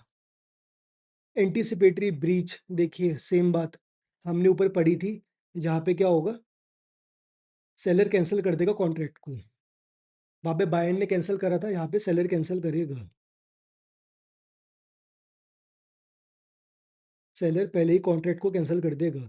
यहाँ पे लिखा हुआ है इधर पार्टी, अगर कोई भी पार्टी रेपुडिएट्स, मना करती है, कैंसिल करती है बिफोर द डिलीवरी डेट, अगर किसी ने भी, देखिए गाड़ी है ये हमारी, अगर किसी भी पार्टी ने मना कर दिया सेल के लिए, सेलर ने बोला मैं तेरे को सामान नहीं बेचूंगा, बायर ने बोला मैं आपकी गाड़ी नहीं लूंगा, अगर दोनों ने कुछ भी पंगा कर दिया, कैंसिल कर दिया कॉन्ट्रैक्ट को, जिसकी भी गलती है उसे डैमेजेस बियर करने पड़ेगी, ठीक है? अगर गलती इसकी है ये बंदा डैमेजेस पे करेगा, अगर गलती इसकी है तो डैमेजेस ये पे करेगा, बात खत्म। ये भी अपना खत्म हो चुका है बायर रेमेडीज। 4 बातें होती है अपनी। नॉन डिलीवरी, अगर गाड़ी डिलीवर नहीं हुई तो डैमेजेस इसको पे करने पड़ेंगे। दूसरा अपना स्पेसिफिक परफॉर्मेंस, यहाँ पे मैंने आपको एग्जांपल दिया था ऑक्सीजन सिलेंडर का, मान के चलो सेलर ने इसको ऑक्सीजन सिलेंडर सप्लाई नहीं करे, ये अपना मुद्दा कवर होगा स्पेसिफिक रिलीफ एक्ट के अंदर। गुड्स हमारे यहाँ पे यूनिक होते हैं। इसके बाद हमने पढ़ा था suit for breach of warranty, अगर कुछ वारंटी का ब्रीच हुआ इन दैट केस डैमेजेस हम ले सकते हैं या फिर गाड़ी का प्राइस हम कम कर सकते हैं। लास्ट अपना था एंटीसिपेटरी ब्रीच, अगर किसी ने कॉन्ट्रैक्ट को कैंसिल कर दिया, जिस बंदे की वजह से कॉन्ट्रैक्ट कैंसिल हुआ है उसे डैमेजेस पे करने पड़ेंगे। सेक्शन नंबर 64 में बात होने वाली है ऑक्शन की, जब भी ऑक्शन होता है वहाँ पे सामान बिकता है उसकी बातें हो रही है, और टैक्स एडजस्टमेंट की, बहुत ही ईजी है। ये देखिए सेक्शन नंबर 64 ऑक्शन की बात हो रही है, जहाँ पे आप हथौड़ा बजाते हो सामान बिक जाता है, 100 200 300 400 500 1000 2000, जहाँ पे ऑक्शन लगता है उसकी बात हो रही है। आइए जी, इसे हम करते हैं। ऑक्शन कैसे एग्जीक्यूट होता है हमें वो सीखना है। जो आपका ऑक्शनियर होता है वो सेलर का एजेंट माना जाता है। मान के चलिए आपके लिए एक डायग्राम क्रिएट करते हैं। ये आपकी बड़ी सी बिल्डिंग है, यहाँ पे ऑक्शन हो रहा है, बहुत सारे लोग यहाँ बैठे हुए हैं चेयर में, बहुत सारे लोग हैं, 400-500 लोग यहाँ बैठे हुए ऑक्शन कर रहे हैं। तो यहाँ पे आपका ऑक्शनियर है, टेबल लगा रखी है, ठीक है। यहाँ पे एक बंदा बैठा हुआ है, हट्टा कट्टा सा ऑक्शन कर रहा है, इसके हाथ में हथौड़ा है, हैमर है इसके हाथ में। ओके जी। और बहुत सारे सेलर है, ये आपके सेलर होगा, इनका सामान इसके पास पड़ा हुआ है। गाड़ी हो सकती है, घर हो सकता है, पेंटिंग हो सकती है, कुछ भी हो सकता है। पेंटिंग्स पड़ी हुई, कोई भी गिटार हो सकता है, ये आपका गिटार हो गया, कुछ भी हो सकता है।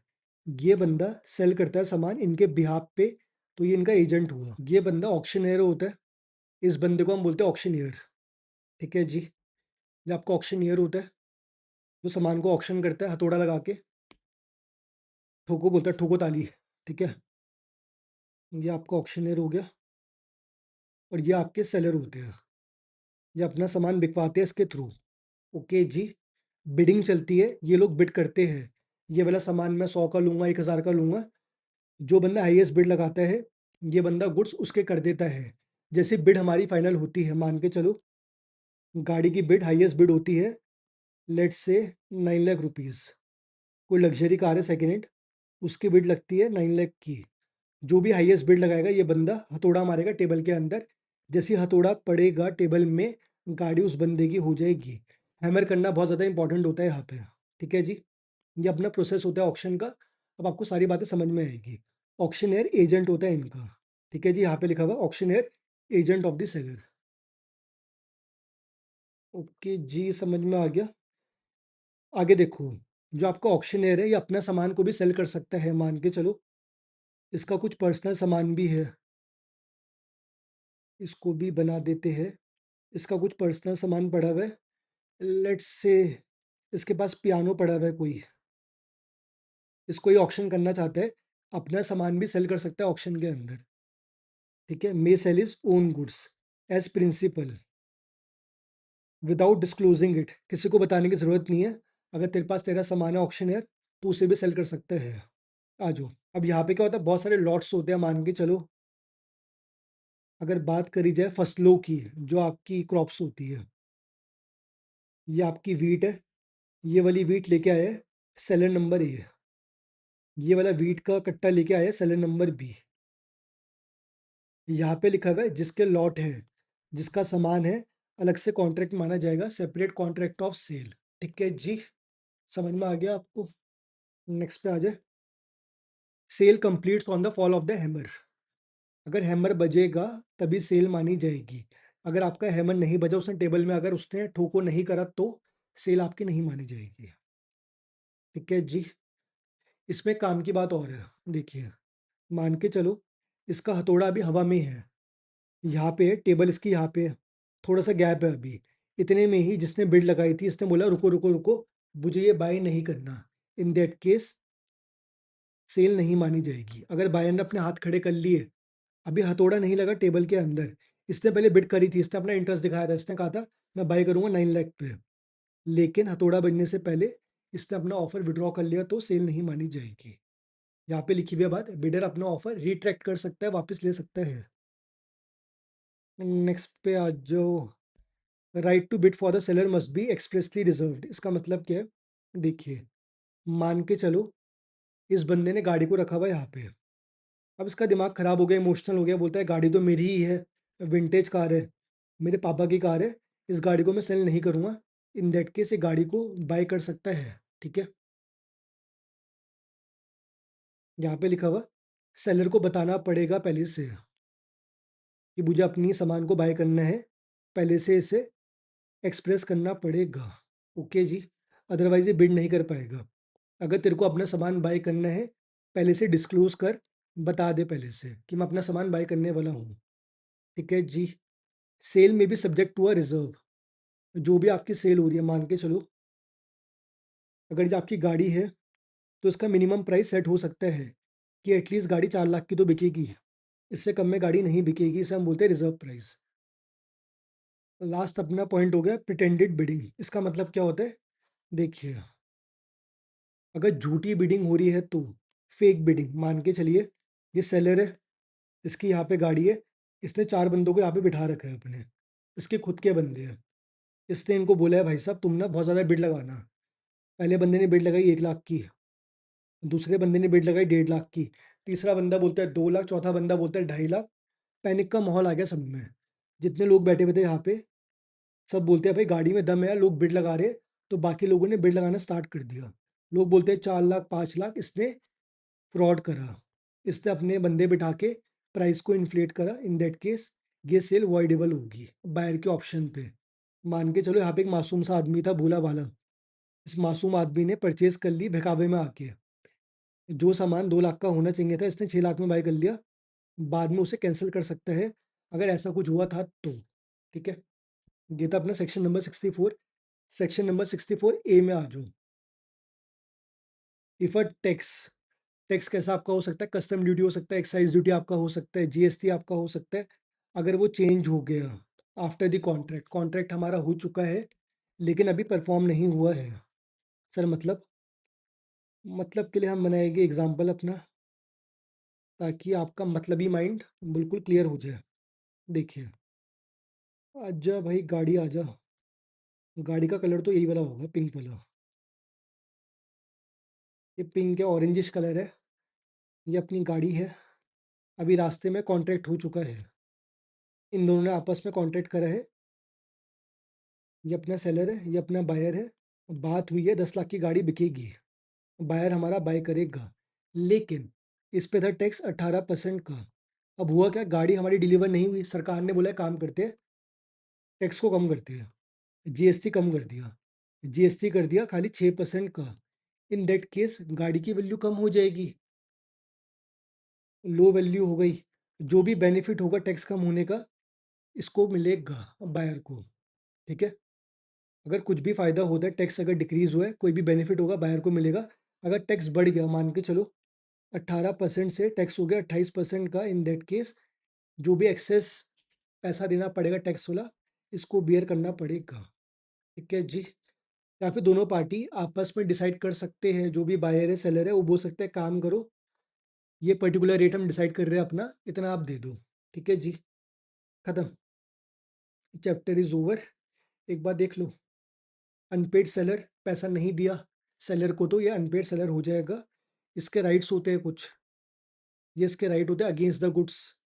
लीन कर सकता है, रास्ते में सामान को रोक सकता है, बाद में उसे रीसेल कर सकता है। बायर्स के भी कुछ राइट होते हैं, हमने पढ़े अभी। ठीक है, ये लीन का सेक्शन, ये अपना स्टॉपेज का सेक्शन। यहाँ पे हमने कंपेयर करा दोनों को। यहाँ पे हमने पढ़ा था सब सेल, अगर किसी बंदे ने बायर ने बीच में ही सेल कर दिया तो तब क्या होगा, ये हमने पढ़ा था। Where the seller right is defeated, in cases पे लीन और स्टॉपेज की पावर हम एक्सरसाइज नहीं कर सकते हैं। डॉक्यूमेंट वगैरह ट्रांसफर करते हैं, प्लेज वगैरह करते हैं तो। राइट ऑफ रीसेल, जो हमारे सेलर भाई साहब है, जब उसने लीन करा स्टॉपेज करा, उसने जो भी सामान उसके पास पड़ा हुआ है उससे वो रीसेल कर सकता है। सेलर के पास क्या रेमेडीज होती है अगर उसको पैसा नहीं मिला तो। रेमेडीज क्या होती है, 4 रेमेडीज होते हैं, हमने पढ़ा था। नेक्स्ट पे आ जाओ, बायर की रेमेडीज क्या होती है अगर बायर के साथ कुछ भी गलत हुआ। बायर के पास भी 4 ऑप्शन होते हैं। उसके बाद हमने पढ़ा ऑक्शन की सेल, हमने पढ़ा टैक्स वाली एडजस्टमेंट। अब आ जाओ क्वेश्चन पे, चैप्टर हमारा खत्म हो जाएगा। आइए स्टार्ट करते हैं question number 1। When can an unpaid seller exercise lien, lien की पावर को अनपेड सेलर कब एक्सरसाइज कर सकता है, मतलब कब लगा सकता है। 3 बातें होती है, अपनी कैश वाली सेल होती है, या फिर आपका क्रेडिट टर्म एक्सपायर हो जाता है, या फिर बायर हमारा इंसॉल्वेंट हो जाता है। अगर तीनों में से कोई भी कंडीशन फुलफिल हो रही है, लीन की पावर एक्सरसाइज कर सकता है हमारा अनपेड सेलर। कैश वाली सेल हो, या फिर क्रेडिट टर्म एक्सपायर हो गया हो, या फिर बायर हमारा इंसॉल्वेंट हो गया हो, इन दैट केस लीन की पावर को एक्सरसाइज कर सकते हैं। अब यहाँ पे पूछ रहे हैं अगर हमारी प्रॉपर्टी ट्रांसफर हो गई, इन दैट केस क्या हम लीन एक्सरसाइज कर पाएंगे। देखो, यहाँ पे प्रॉपर्टी ट्रांसफर होने से मतलब है टाइटल का ट्रांसफर होना। अभी प्रॉपर्टी फिजिकली ट्रांसफर नहीं होगी। मैंने आपको बताया था प्रॉपर्टी फिजिकली सेलर के पास ही रहती है लीन के केस में, बायर के पास नहीं आती है। तो यहाँ पे जो भी प्रॉपर्टी होगी उसका पोजेशन सेलर के पास ही होगा, लेकिन इसका टाइटल, आप बोल सकते हो जो भी इसका डॉक्यूमेंट है वो शायद इसके पास हो। तो प्रॉपर्टी आपके पास हो सकती है in terms of legal form, लेकिन physical possession, actual possession property का इसके पास ही रहेगा। ठीक है जी। बाकी यहाँ पे लिखा हुआ अगर कोर्ट ने ऑर्डर दिया है प्राइस पे करने के लिए, बायर को कोर्ट ने बोला है भाई साहब इसकी पेमेंट कर, इन that case also lean exercise कर सकता है, कोई दिक्कत की बात नहीं है, सामान को अपने पास रख सकता है। ठीक है जी, क्वेश्चन नंबर 1 हमारा खत्म हो गया। क्वेश्चन नंबर 2 पे आती है। डी ने गुड्स को सेल करा है, डी हमारा सेलर हो गया। डी आपका सेलर हो गया। डी ने गुड्स को सेल करा है ई को, ये आपका ई हो गया। 15 दिन का क्रेडिट पीरियड है, मतलब 15 डेज का टाइम दिया हुआ, इस टाइम पीरियड में पेमेंट कर दी हो। 15 डेज का टाइम पीरियड है। सामान डिलीवर हो चुका है, जो सामान था इसके पास आ चुका है, जो हमारा बायर है उसके हाथ में सामान आ चुका है। ई ने रिफ्यूज कर दिया टू पे ऑन ड्यू डेट, ये बोलता है पैसा मैं नहीं दूंगा। देखो यहाँ पे लीन एक्सरसाइज नहीं हो सकता, यहाँ पे स्टॉपेज भी नहीं लग सकता, बिकॉज सामान इसके पास पहुंच चुका है। जब भी सामान पहुंच जाता है बायर के पास, वहाँ पे लीन और स्टॉपेज हमारा यूज नहीं हो सकता। यहाँ पे हम क्या कर सकते हैं, ये इससे पैसा रिकवर कर सकता है, इसे सू कर सकता है। यहाँ पे ये लिखा हुआ। डी हमारा अनपेड सेलर है, डी को पैसा नहीं मिला है, अनपेड सेलर हो चुका है। गुड्स हमारे डिलीवर हो चुके हैं यहाँ पे। ठीक है जी, इसका मतलब है जब भी गुड्स हमारे डिलीवर होते हैं, जो आपका सेलर है उसके पास अब राइट नहीं बचा गुड्स का। अब ये लीन की पावर और ये अपनी स्टॉपेज की पावर एक्सरसाइज नहीं कर सकता है। इसके पास ऑप्शन है बस सू करने का, प्राइस के लिए केस कर सकता है, डैमेजेस वगैरह ले सकता है और इंटरेस्ट भी ले सकता है। ठीक है जी, हमने पढ़ा था personal remedies of seller. Seller कौन कौन से रेमेडीज को यूज कर सकता है, यहाँ पे वही बात हो रही है। ये देखिए, seller remedies against the buyer, कौन कौन सी रेमेडीज है सेलर के पास एक्सरसाइज करने के लिए। ये पर्सनल नहीं है, ये आपका सेलर रेमेडीज है। सेलर की क्या रेमेडीज होगी। क्वेश्चन नंबर 3 में आते हैं। राम ने सेंड करे 200 बेस। बेस का मतलब क्या होता है, गट्ठे हो गए, जैसे आप ट्रक में देखते हो बड़े बड़े जो बांध के रखते हैं आपका। आप इसे समझ लो अभी, बैग्स समझ लो, इजी कर देता हूँ आपके लिए, बैग्स। ठीक है, 100 बैग्स है। यहाँ पे लिखा हुआ राम है, राम हमारा सेलर है। यहाँ पे ड्रॉ कर लेते हैं, राम आपका सेलर है। इससे सेंड करे 200 बेस, आप बोल सकते हो बड़े बड़े बैग्स को इससे सेंड करे। शाम हमारा बायर है यहाँ पे, ये आपका राम हो गया, ये आपका शाम हो गया। राम ने 200 बैग्स किसी भी सामान के हो सकते हैं, 200 बैग्स इसने शाम को सेंड करे हैं, शाम हमारा बायर है। इतना आपको समझ में आ गया। आ जाओ जी। 100 बैग्स इसने ट्रांसफ़र करे बाय वे ऑफ लॉरी। इसका मतलब क्या हुआ, जैसे ट्रक वगैरह में इसने भेजे, बाकी 100 बैग्स इसने भेजे है बाय वे ऑफ रेलवे। देखिए, आप बोल सकते हो इसकी जो ट्रांसपोर्टेशन हो रही है गुड्स की, दो तरीके से हो रही है। 100 बैग्स आपके जा रहे हैं बाय वे ऑफ लॉरी, आप बोल सकते हो ट्रक के थ्रू सेंड कर रहा है। बाकी 100 बैग्स जा रहे हैं by way of railway. Okay जी, इतना आपको समझ में आ चुका है। जो शाम का जो अपना बायर है, उसे मिल चुका है लॉरी वाला लॉट, मतलब ट्रक वाला सामान इसके पास आ चुका है। रेलवे वाला सामान अभी नहीं पहुंचा है। Then goes bankrupt before the railway lot arrive. कहने का मतलब ये वाला सामान इसके पास आ चुका है, लेकिन जो रेलवे वाला सामान है ये अभी नहीं पहुंचा इसके पास। बीच में ये बंदा इंसॉल्वेंट हो चुका है। इन दैट केस, अगर ये बंदा इंसॉल्वेंट हो गया, बर्बाद हो गया, सामान हमारा बीच में इन ट्रांजिट है, तो जो भी आपके गुड्स है वो इन ट्रांजिट है। आपको पता है, अगर सामान बीच में होता है, रास्ते के बीच में, उसे हम बोलते हैं इन ट्रांजिट। इसे हम रोक सकते हैं अगर ये बंदा बर्बाद हो जाए, इंसॉल्वेंट हो जाए। यहाँ पे ये बंदा इंसॉल्वेंट हो चुका है। इन दैट केस हम सामान को अपने पास ला सकते हैं। यहाँ पे आपका लगेगा राइट ऑफ स्टॉपेज। बस खत्म। इंसॉल्वेंट हो चुका है और गुड्स हमारे ट्रांजिट पे है, यहाँ पे स्टॉपेज वाला सेक्शन आपका लग जाएगा। गुड्स को आप रोक सकते हो। ये वाला गुड्स जो आपका 100 बैग्स है, ये राम के पास वापस आ सकते हैं। समझ में आ गया आपको, बढ़िया हो गया। क्वेश्चन नंबर 4 पे आ जाओ फिर इसी बात पे। सोहन ने पे करे 25,000 ऑफ 75,000, मतलब 75,000 पे करने थे, जिसमें से 25,000 पे कर चुका है सूरज की कार के लिए। देखिए जी, ये सूरज है, सूरज आपका सेलर है, ये आपका सेलर हो गया। दूसरे बंदे का नाम है सोहन, सोहन हमारा बायर है, सोहन आपका बायर है। क्या ट्रांसफ़र हुआ है सामान, सूरज की कार सेल हो रही है। ओके जी, इसके पास थी गाड़ी, इस बंदे की गाड़ी सेल हो रही है यहाँ पे। इतना हमको समझ में आ गया, 2 बंदे हैं, गाड़ी हमारी सेल हो रही है। सोहन ने पे करे 25,000, लेकिन कार का पोज़ेशन उसके पास आ चुका है। ये वाली कार इसके पास आ चुकी है और इसने खाली 25,000 पे करे हैं। इसे पे करने थे टू बी पेड 75,000, लेकिन इसने पे करे हैं बस 25,000। 50,000 अभी पेंडिंग है, ये पेमेंट इसने नहीं करी है। अब देखो, सामान इसके पास आ चुका है। जब भी सामान बायर के पास आ जाता है, यहाँ पे लीन वाला सेक्शन और स्टॉपेज वाला सेक्शन नहीं लग सकता है। ये सेक्शन तभी लगता है या तो सामान इसके पास हो लीन वाला, या फिर सामान रास्ते में हो तो स्टॉपेज का सेक्शन लगता है। लेकिन सामान इसके पास आ चुका है, तो यहाँ पे आप लीन की पावर एक्सरसाइज नहीं कर सकते हो, सामान को आप जब्त नहीं कर सकते हो। यहाँ पे क्या होगा, ये बंदा जो अपना सेलर है डैमेजेस वगैरह रिकवर कर सकता है। प्राइस के लिए, जो इसका प्राइस पेंडिंग है, इसके लिए सू कर सकता है। जो 50,000 है इसके लिए इस पे केस कर सकता है। ठीक है। आज जो क्वेश्चन नंबर 4, जहाँ पे लीन की पावर एक्सरसाइज नहीं होगी, प्राइस हमारा ड्यू है 50,000 रिसीव करने, लेकिन बायर ने रिफ्यूज़ कर दिया। यहाँ पे क्या होगा, या तो आप इंटरेस्ट क्लेम कर सकते हो बैलेंसिंग फिगर पे, जो भी आपका 50,000 का अमाउंट पेंडिंग है, इस पे आप इंटरेस्ट क्लेम कर सकते हो, बाकी प्राइस को भी आप रिकवर कर सकते हो। ठीक है। क्वेश्चन नंबर 5 पे आ जाइए। ए ने एग्री करा है टू सेल बी। ए हमारा सेलर है और बी हमारा बायर है। ए ने एग्री करा है कि मैं बी को गुड सेल करूंगा 10 दिन के क्रेडिट पीरियड में, मतलब इसके पास 10 दिन का टाइम होगा पेमेंट करने के लिए। और यहाँ पे क्रेडिट पीरियड एक्सपायर हो चुका है, लेकिन बी ने स्टिल अभी पेमेंट नहीं करी है। ओके जी।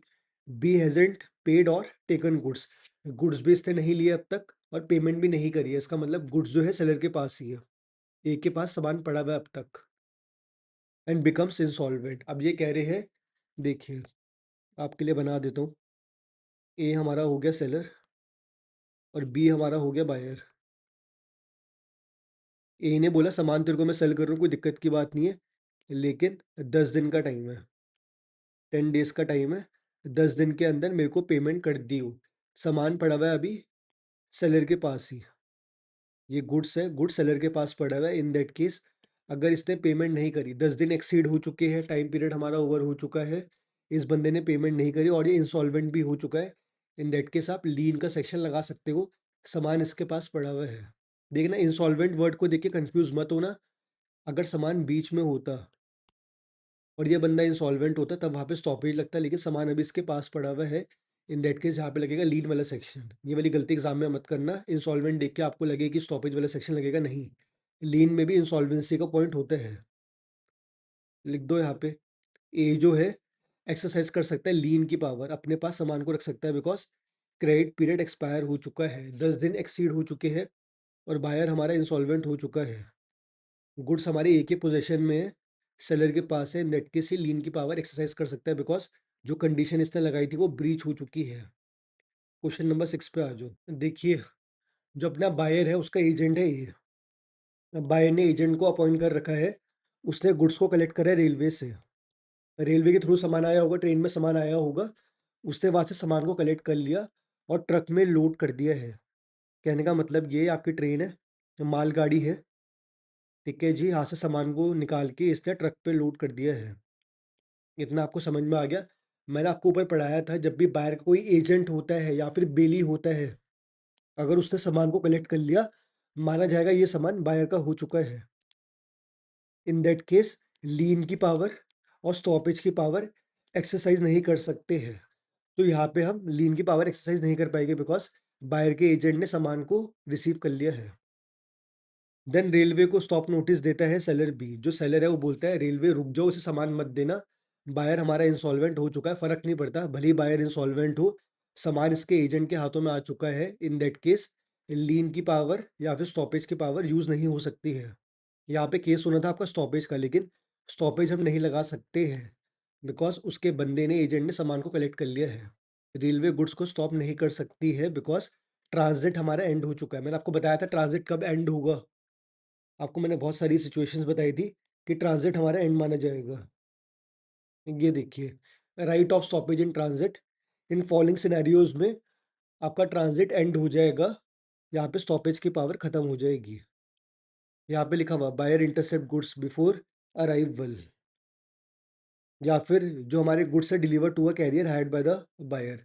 अगर ऐसा कुछ भी केस होता है या फिर उसका एजेंट भी अगर रखता है, इन दैट केस स्टॉपेज की पावर खत्म हो जाएगी। यहाँ पे एजेंट के पास सामान आ चुका है तो स्टॉपेज नहीं लग सकता है, इसकी डिलीवरी मानी जाएगी कि हो चुकी है, ट्रांजिट हमारा एंड हो चुका है। भले ही हमारा जो बायर है वो इंसॉल्वेंट है, फर्क नहीं पड़ता, ट्रांजिट यहाँ पे एंड हो चुका है। अगर ट्रांजिट हमारा एंड हो गया तो स्टॉपेज का सेक्शन नहीं लगता है। क्वेश्चन नंबर 7 पे आते हैं। जो जी जे ने सेल करी है मशीन के को, जे हमारा सेलर है और के हमारा बायर है। के ने चेक दिया होगा, जो बायर है इस बायर ने चेक दिया जे को, लेकिन जो चेक था के का वो बाउंस हो चुका है। ओके जी, आपको समझ में आ गया, पेमेंट नहीं लगी बैंक के अंदर। But J had already handed के आर डिलीवरी ऑर्डर। अब देखो यहाँ पे क्या हुआ, जो हमारा सेलर था उसने डिलीवरी ऑर्डर दे दिया। डिलीवरी ऑर्डर का मतलब ये है राइट्स इसके पास पूरे के पूरे जा चुके हैं, वो के ने उसे यूज़ करे आगे आर को सेल करने में। थोड़ा कॉम्प्लिकेट हो गया, आपको समझा देता हूँ एक बार। इसको भी ड्रॉ कर लेते हैं। जे एंड के, जम्मू एंड कश्मीर, ये आपका जे हो गया, ये आपका के हो गया। जे आपका सेलर है, के आपका बायर है। अब हुआ क्या है, दिखाता हूँ आपको सिनेरियो। जे ने मशीन को सेल करा है, जो जी जे ने मशीन को सेल करा है, मान के चलो मशीन इसके हाथों में आ चुकी है। चेक दिया था इस बंदे ने, जो बायर है इसने चेक दिया था। तेरे को मैं चेक दे रहा हूँ, इस चेक को लगाइयो बैंक में और तेरे को पेमेंट मिल जाएगी। लेकिन जब सेलर हमारा गया बैंक के पास चेक को लेके, ये इसका चेक है लंबा सा, ये बैंक के पास गया, बैंक ने मना कर दिया, बाउंस हो गया चेक। इन दैट केस इसको पेमेंट नहीं मिली। इस ड्यूरेशन के बीच में मान के चलो ये सब हुआ 15-20 दिनों के अंदर, यहाँ पे गैप था। इस गैप के बीच में जो हमारे ये बायर भाई साहब है, बायर ने ये सामान किसी और को सेल कर दिया। उसका नाम था आर। आर को सेल करे गुड फेथ पे, डॉक्यूमेंट ट्रांसफर कर दिया। इसके पास आ चुके हैं डॉक्यूमेंट्स। अगर डॉक्यूमेंट ट्रांसफर हो चुके हैं तीसरे बंदे को, वो भी गुड फेथ में, आर को कुछ नहीं पता, इन दैट केस लीन की पावर एक्सरसाइज नहीं हो पाएगी। अब मान के चलो मशीन ट्रांसफर नहीं हुई, ये मशीन यहाँ पे थी नहीं, मशीन सेलर के पास ही थी। अगर मशीन सेलर के पास भी होती, लीन की पावर एक्सरसाइज नहीं हो पाती, बिकॉज अगर डॉक्यूमेंट ट्रांसफर हो चुके हैं थर्ड पार्टी को गुड फेथ में, इन दैट केस आर के पास राइट है सामान को रिसीव करने का। आपको दिखाता हूँ, ये भी हमने पढ़ा था, यहाँ पे लिखा हुआ है जो सेलर के राइट्स है वो डिफीट हो जाएंगे। लीन की पावर और स्टॉपेज की पावर ये यूज़ नहीं कर सकता अगर डॉक्यूमेंट ट्रांसफ़र हो चुके हैं तीसरे बंदे को। ये रॉकस्टार है अपना, रॉकस्टार को हमने सामान सेल कर दिया, गुड फेथ में इसने बाय करा है सामान। इन दैट केस यहाँ पे लीन की पावर एक्सरसाइज नहीं होगी। तो यहाँ पे हम मान के चल रहे हैं सामान सेलर के पास पड़ा हुआ था। आपको समझ में आ गया, बस खत्म। ये देखिए सेक्शन 53 डिफीट हो चुका है अपना, क्योंकि डॉक्यूमेंट ऑफ टाइटल ट्रांसफ़र हो चुका है, वो भी गुड फेथ में। ये मैंने आपको पॉइंट ऊपर दिखाया था अभी, खत्म। डॉक्यूमेंट ऑफ टाइटल आपका ट्रांसफ़र हो गया और जो बायर है उससे गुड फेथ में बाय करा है सामान को। जो आर बंदा है थर्ड पार्टी है, ये गुड्स की डिलीवरी डिमांड कर सकता है। ये बोल सकता है मेरे को सामान दो, भले ही सामान इसके पास है लेकिन सामान को मांग सकता है, बिकॉज इसके पास डॉक्यूमेंट्स आ चुके हैं और इसने गुड फेथ में बाय करा है सामान। गुड फेथ को लिखना काफ़ी ज़रूरी है आंसर के अंदर, बिकॉज अगर आप ये नहीं लिखोगे तो मार्क्स नहीं मिलेंगे। क्वेश्चन नंबर 8 लास्ट क्वेश्चन है अपना, यहाँ पे डॉक्यूमेंट अपना खत्म हो चुका है। आइए क्वेश्चन नंबर 8। एक रांची में ऑक्शन हो रहा है, आपको मैंने बताया था ऑक्शन वाला प्रोसेस। ऑक्शन हो रहा है, दीपा ने बिड लगाई है एक, देखिए मान के चलो ये बंदा है ऑक्शनियर, इसके हाथ में हथौड़ा है। आपको मैंने बताया था हैमर होता है, हैमर को इसे लगाना होता है नीचे टेबल पे, बजाना होता है। इन दैट केस हमारी सेल मानी जाती है। अब यहाँ पे ना बहुत सारे लोग बैठे हुए हैं, इसमें से एक का नाम है दीपा। ये आपकी है दीपा, इसने बिड लगाई कोई सामान को लेके। मान के चलो यहाँ पे कोई गुड्स था, यहाँ पे एक एंटीक पीस था, इसने उस एंटीक पीस पे अपनी बिड लगाई। इसने बोला ये वाला सामान मैं लूंगी 10,000 का। इतना आपको समझ में आ गया। दीपा ने बिड लगाई ऑक्शन के अंदर, यहाँ पे ऑक्शनर बैठा हुआ है हथौड़ा लेके। अब देखिए यहाँ पे लिखा हुआ है जो हमारा ऑक्शनियर है, जो हमारा ये वाला बंदा है, इसका हैमर ब्रेक हो गया। जो इसका हथौड़ा था, वो इसका बीच में ही ब्रेक हो गया। मतलब टेबल पे इसने अभी स्ट्राइक नहीं करा, उससे पहले इसका हथौड़ा टूट चुका है। इतना आपको समझ में आ गया, हैमर इसका ब्रेक हो गया। और डैमेज द आइटम, यहाँ पे लिखा हुआ हथौड़ा इसका ब्रेक हुआ, खराब हो गया। मान के चलो हथौड़े का आगे वाला हिस्सा टूट गया और नीचे पड़ा हुआ था सामान, ये एंटीक पीस था, इसके ऊपर गिर गया हथौड़ा और ये हमारी एंटीक आइटम खराब हो चुकी है, लेकिन दीपा बिड लगा चुकी थी। यहाँ पे क्या होगा, सेल मानी जाएगी, नहीं मानी जाएगी? आंसर इज सेल नहीं मानी जाएगी, बिकॉज जब तक आपका हथौड़ा स्ट्राइक नहीं करता टेबल के नीचे, इन दैट केस हमारी सेल नहीं मानी जाएगी। टेबल के नीचे मतलब टेबल के ऊपर, नॉट टेबल के नीचे। टेबल के ऊपर हथौड़ा लगना चाहिए तभी सेल मानी जाएगी। यहाँ पे हथौड़ा हमारा स्ट्राइक नहीं करा टेबल को, तो यहाँ पे सेल नहीं मानी जाएगी, नो सेल। भली दीपा ने बिड करी हो, कोई दिक्कत की बात नहीं है, ये कॉन्ट्रैक्ट हमारा अवॉइड हो सकता है। देखिए, पढ़ लेते हैं इसका answer. Sale isn't complete, sale हमारी कंप्लीट नहीं हुई है बिकॉज़ हैमर प्रॉपर्ली फॉल नहीं करा है। इसका मतलब सेल हमारी नहीं हुई, बीच में ही टूट गया है, जिसकी वजह से सेल हमारी कंप्लीट नहीं होगी। दीपा लायबल नहीं है सेल के लिए, मतलब उसे सामान बाय नहीं करना पड़ेगा दीपा को। दीपा ने जो बिड लगाई थी फ़र्क नहीं पड़ता बिकॉज़ ये हैमर अच्छे से काम नहीं कर रहा, टेबल पे नहीं लगा, सेल नहीं मानी जाएगी। चैप्टर हमारा कंप्लीट हो चुका है पूरा का पूरा। अगर आपको अच्छा लगा हो, ये सीरीज़ काफ़ी अच्छी लगी हो लॉ की, तो आप लाइक कर सकते हो, कमेंट कर सकते हो। बाकी all the best for your exam. मिलते हैं आपको नेक्स्ट वीडियो में, तब तक bye bye, take care and love you all.